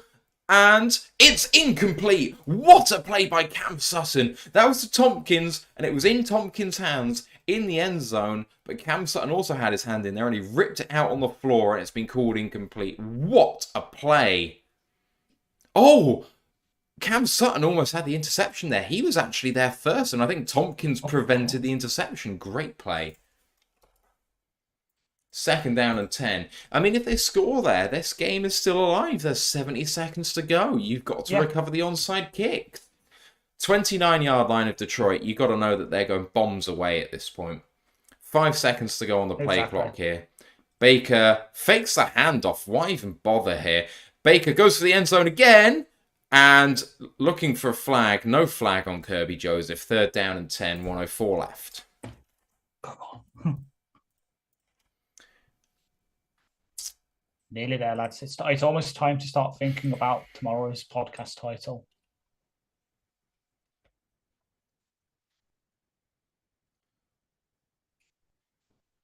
Defense has given up 251 yards of offense today. 206 through the air, only 46 on the ground, keeping up that mantra as one of the best rush defenses in the NFL. Here come the Lions on 3rd down, and Harris almost got the sack but missed it, and that throw is too short for Chris Godwin, and it's 4th down and 10 with 58 seconds left on the clock. So per Pride Detroit, Will Harris is limping around a bit. So hopefully Brian's back next week. We don't need that. No, we don't need that. We can't afford to have someone we already don't really want on the field limping around, because when's Branch coming back? 4th down and 10. If they want to have any hope of continuing this game on, they've got to convert at least the 4th down here. Baker, 3-step drop, looking deep, going for the end zone again, and he's overdone that. Kirby in coverage, no flags. Detroit take over, and that is all she wrote. Okay. Yeah, because they've got 2 timeouts, so we can pretty much kneel it out. Detroit Fest, everyone says, Ravens, here we come. Mile Marker says, okay then. Dan Campbell looks hyped up. Your Detroit Lions are going 5-1, joint 2nd in the NFC. As it stands. Could be joint first if the Eagles lose. That's a very late hit by Onwuzurike on Mayfield, and he didn't continue with it, which is probably why it wasn't cool. But man, that was unwise. Wow. Detroit are running a play here. Yeah, that's what I'm about to say. Why are we running? I think it's because it's not quite done. I think with the timeouts, they can get the ball back with 13 seconds left. Okay. Fair enough.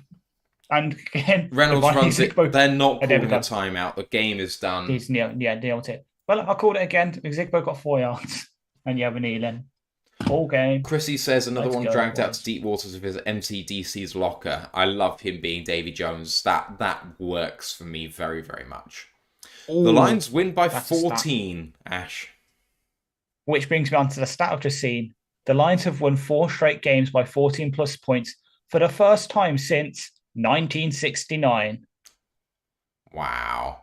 So the last time kneels down. That's it. Flinktown and Down says, "Atta baby." He's invoking Dan Campbell. Ash, I'm going to bring up the stats in just a minute, but this has been another fairly complete performance. It was hard on offense today, but they still got it done. Yeah, I wouldn't say it's not the most complete performance we've seen this season, because we haven't had a run game with Monty going out. Please get healthy soon. I will donate a rip if I need to, Monty. But passing game did what it needed to when it needed to. Defense clamps down. Like, we have gone in the space of 3 years from a team with absolutely nothing to last year, a team with a good offense, but defense hit and miss, to now we've got a damn good defense and a really, really good offense. What did we say before the season? If the defense can get back to league average, we'll make the playoffs. This defense is better than league average right now. There's not many defenses I can think of at the top of my actually saying that. There's a few defenses I can think of at the top of my head that I'd want over our defense, but there's not many. I take obviously 49ers, Cleveland, maybe the Philly, maybe the Jets. But other than that, am I taking something like the Broncos defense who we've wanted? The Rams defense with Aaron Donald? No. The Cowboys defense? Probably not. I don't trust Trayvon. I trust our corners way more than I trust bloody Trayvon Diggs. We are coming. We are coming for the NFC North. We're coming for a playoff win, and I stand by what I said the past couple of weeks. I think we can make the conference championship. I think we can be number 1 seeds and miss out on the wild card altogether. And John Martin's just said the same thing. He said we should be number 1 in the NFC. I mean, if Cleveland can do that to San Francisco, I believe that we can too. And I just want to give a massive shout out to Detroit, who has gifted 10 subs on Twitch to our community. So congratulations to all of you guys who've been gifted a sub. Thank you again to Detroit for doing that for us. Appreciate you very, very much. And another one bites the dust, says, great play-by-play performance. Appreciate Thank you, guys. It will be better. It will be better next week unless a guy can steal our game again, in which case I will have to bite the bullet and pay for a bloody Now TV Sky Pass. Oh, I'm sure that we can maybe find a way to pay for that potentially to get this show on the road. Chrissy also said, yes, great coverage, guys. Be back here next week. Experiment says, I wish I could be as calm as Matt while watching these games.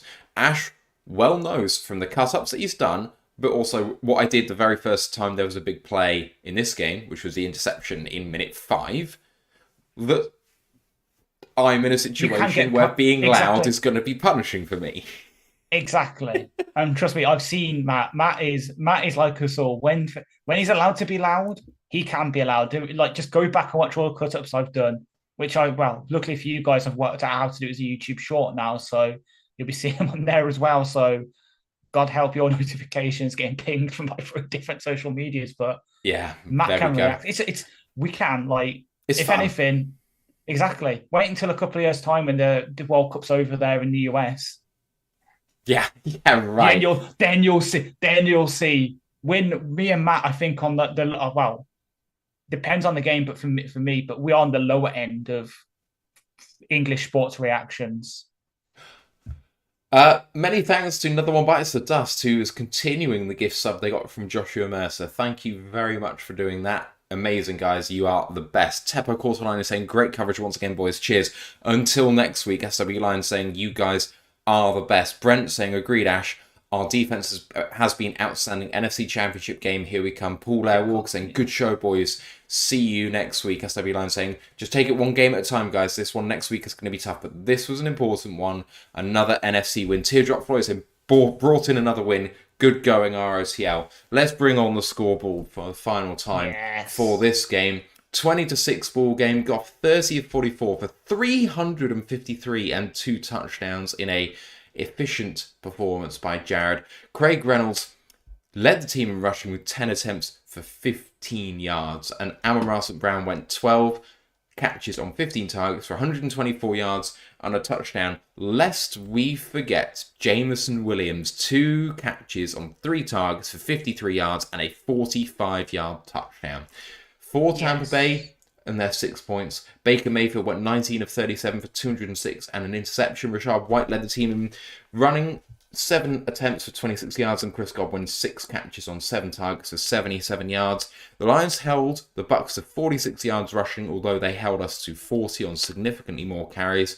But they only went 206 gross through the air, and we went 353. Montgomery did have an early fumble, which he recovered. And obviously there was that early interception by Will Harris on Baker Mayfield. On defense, Detroit led by Anzalone in tackles with 9. He also had a tackle for a loss, as did Jerry Jacobs. And Julian Okwara got our only sack in a good performance by him. He also had a tip ball as well. Tampa Bay were led by Levante David with 12 tackles and a sack, as well as a tackle for a loss. Joe Tryon-Shinka also had a sack, as did Kalijah Cansey. Kick returns wise was fairly average for both teams. Punting was excellent by Jake Kamada of the Bucs. He averaged almost 55 yards a kick, whereas Jack Fox was more like the 45-yard range. And Jack Fox also had his first touchback of the year too. Ash, the Lions scored in every quarter, 3, 7, 7, and 3. They ended up controlling the ball, having it for 36 minutes and a half out of the 60. I know you said it wasn't a complete performance, but when you can't run the ball and you can hold the ball that long, it points to a really polished passing offense. It really does. So when I say it's not the most complete performance, because obviously we've seen the past couple of weeks with Monty healthy against like Atlanta and that, we've been able to like run the ball, pass the ball, stop the run, stop the pass. This week we didn't. We were able to stop the run. Well, we weren't able to run. We still overcome it, and that's a good sign. It's actually a good sign that we won when it wasn't our most complete performance, because it shows if a team, when we get to the playoffs and teams start focusing on one aspect of our game, we have overcome it, and just like the other side of the ball becomes better. So this week we weren't able to run the ball, so we passed it. Next week with the Ravens, who are a good pass defense, got some pass rushers. If they try and focus it on the pass, hopefully Monty's fit, and we'll be able to run the ball. We'll be able to we've got that dual-edged sword now where we can overcome any shortcomings on one side of the ball with the other. Like, we passed it, and the defense got us in good positions. That's why one of the reasons Kamada probably had such a good gross punting yardage is because he was punting from their 30-yard line, while Fox was usually punting from their side of the field. So it's everything. It's good. Just onto Baltimore next week, where we can see if we can truly stop a running quarterback. Yeah, it's going to be interesting, although Lamar wasn't much in the run game today, so, it is what it is. Just going to sign off from this game by saying please do check out our review show, which is going to be 2:30 Eastern Time, 7:30 UK time. Hopefully all of the guys are going to be on from Royal Lions to break down a fifth Lions win of the NFL season in 6 games. If I remember rightly, it took us 13 games last year to get to that number, maybe 12. So we're a little bit ahead of where we were last year. There we go. Anyway, what I am going to do is for 131. Yikes. Which I'm so fat. I can see him getting 5 field goals, sure. And then maybe we'll see about the rest. We'll see about the rest. Because I only looked at my side because obviously I was scared because obviously Fields got injured. I was like, there's no way I'm winning then. And then I look at your side and you have Cousins who only got 6.74 himself. I'm like, okay. Yeah. So it's one of them weeks. Eagles are just coming out of the 2-minute warning. It's 3rd and 9. If the Jets win here, the Lions are joint first in the NFC. Eagles. It's picked off! It's picked off! And the Jets are running it back! It's gonna be... There's no way. And the Jets are all the way down to the 13-yard line. You're fucking joking me. Oh my God. The Eagles are going to lose this game. I need to get it up. Hang on. I'm opening the zone up on my phone. Oh my shitting God. The Jets are out of timeouts and the Eagles have 2. The Eagles have turned over the ball 4 I'm times watching it now. Today. 4. Yikes. Oh my God. That's a really bad pick by really Jalen bad. Hurts. That is really bad. Oh my God. Yeah, really poor. Oh my Jesus Christ. Harley Quinn, I know you hate the Jets as a Pats fan, but as a Lions fan, we need this. Oh God! Yes! No, we want them to kneel down. Why? No, they let him score. They let him score. That's a mistake. Make him burn the timeouts. You've got to get a 2-point conversion to go up by 6 here. What a mistake by the Jets. I was too much in the moment, I admit. I just saw the touchdown, I was like, yes. Fucking hell. The thing is, you want to... If you run 3 plays from there, get it to 4th and goal from the 1, and you've put it down to 1 minute to go, kick the field goal, go up by 1, they have no timeouts left, and they've got 55 seconds left, which is a better position than this. Because, the Eagles have only scored 14. I guess maybe points on the board. They got the 2-pointer. They've got the 2-pointers. Zach Wilson backtracking. That's a good throw. Well done, Zach Wilson. The Randall Cobb. Jets lead by 6 with 1:46 left. If this score stands, the Lions are the joint #1 team in the NFL by record.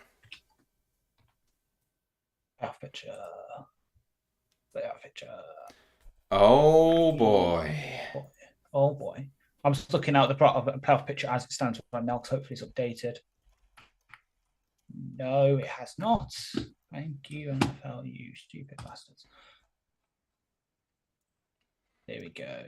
Yikes. Love it. Love it, love it, love it, love it, love it. SW Lion says, Matthew, they had 2 timeouts left. But if you run 3 plays, then one of the plays is without a timeout and you lose 40 seconds. So Harley Quinn says, Matt, we are now enemies, lol, joke. Oh, man. Yeah. I can't handle that. I mean, yeah. If the Eagles lose, we are in that stratosphere, because obviously they'll be 5-1. San Francisco will be 5-1. And so KC and the Dolphins. Yeah, we're joint top of the NFL. Yeah. That is.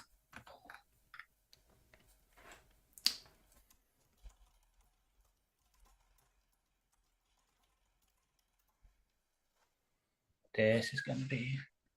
That's the worst grammar I've ever done. Well done, Matt. Well done. There we go.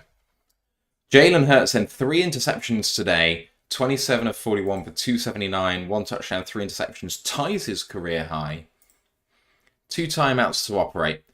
Free Climb says Seahawks lost their advantage over Detroit. I mean, they lost their advantage by being 3-2 as opposed to 5-1. Exactly.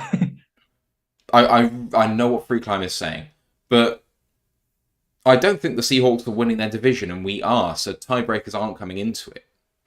146 AJ left. Brown's Hurts. not happy. Hurts. AJ Brown? Oh, almost picked. Almost Did you see AJ Brown's reaction? He is not happy at all. 2nd and 10. Is it AJ? He is not happy. L. Juddman said, imagine the odds on a Cleveland Jets double.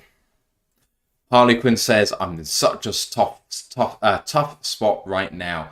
I hear you. I know that you don't like the Jets and you don't want them to win, but there's something beautiful about Zach Wilson actually winning a game, because that just shouldn't happen. 141 left. Hurts. 4-step drop. Pressure. Manages to get around it. Running with it now. Passes and incomplete. Great coverage by the Jets corners. Devonta Smith was the target. JM Verhelst says, Josh in Michigan here. Cheers to my British Lions mates. Cheers to you, Josh. Congratulations on your 5-1 Detroit Lions. And in our Discord channel says, we are a top 3 team minimum after this week. We have to be. The way that we're winning these games against tougher opponents and tougher opponents. Yeah. If you are on YouTube, you haven't joined our Discord channel, you've never used Discord before or anything like that, give it a try. If you don't like it, you can just delete the app and never come back. But it's a fun place to be. Hurts, deeper drop, got plenty of time. Throw to Smith, tackled after a 2-yard gain. It's 4th and 8 and tackled inbounds, which means that this is now the ball game and the Eagles have taken a timeout. 1:24 left, 4th and 8, and by taking the timeout, they have put the ball game on the line here. Because they can't now stop the clock, because 4 seconds are going to come off the clock on this play. So they must now get this. I mean, they needed to get it anyway, but there we go. Free Climb says, Detroit had an impressive win. Tampa is a good team, another road win. I mean, it's tough with Tampa because they've had no quality wins. They're 3-2 and they lead the NFC South. But that doesn't make them a good team. And individually, as Ant tried to say yesterday, and I kind of pat him down, like smacked him down a little bit for saying it, but they are a team of individuals. Here's the ball game then, 4th and 8. This is to put Lions in joint first place in the NFL. Hurts. No good. With a deeper drop. Going for it all. And lovely play on the ball by the Jets. Devonta Smith with no flags. And that's it. Ball game. Jets hold the Eagles to 14, and Bob Salah is taking home a win against the 5-1 Eagles. The Jets improved to 3-3, and they're still relevant. Yep. Oh my God. The Lions are the joint first team in the NFL. Do you want me to make that even more mad for you? That is the first time in history the Jets have beat the Eagles. I know it's AFC versus NFC, but that's still a crazy stat. Right. Thank you to Jamie Kitka, who has subscribed on YouTube. Appreciate you very much. And to everyone still listening, thank you for doing so for all of this time. You are the best. We are going to be breaking down your 5-1 NFL leading Detroit Lions tomorrow at 2:30 Eastern Time. Come and join us then for that. Ash, you going to be there tomorrow? Yeah. You will have the pleasure of Ash's company tomorrow, people, as well as me, and hopefully the rest of the Rural Alliance guys. I hope you have a great rest of your weekend. I'm going to bed because I've got work in 6 hours. So with that... Same. Goodbye. I say that for the first time ever. Goodbye. Yeah, you're on 9 to 5 now, aren't you? Yeah. Yikes. Right. People, see you tomorrow. Goodbye. See you guys.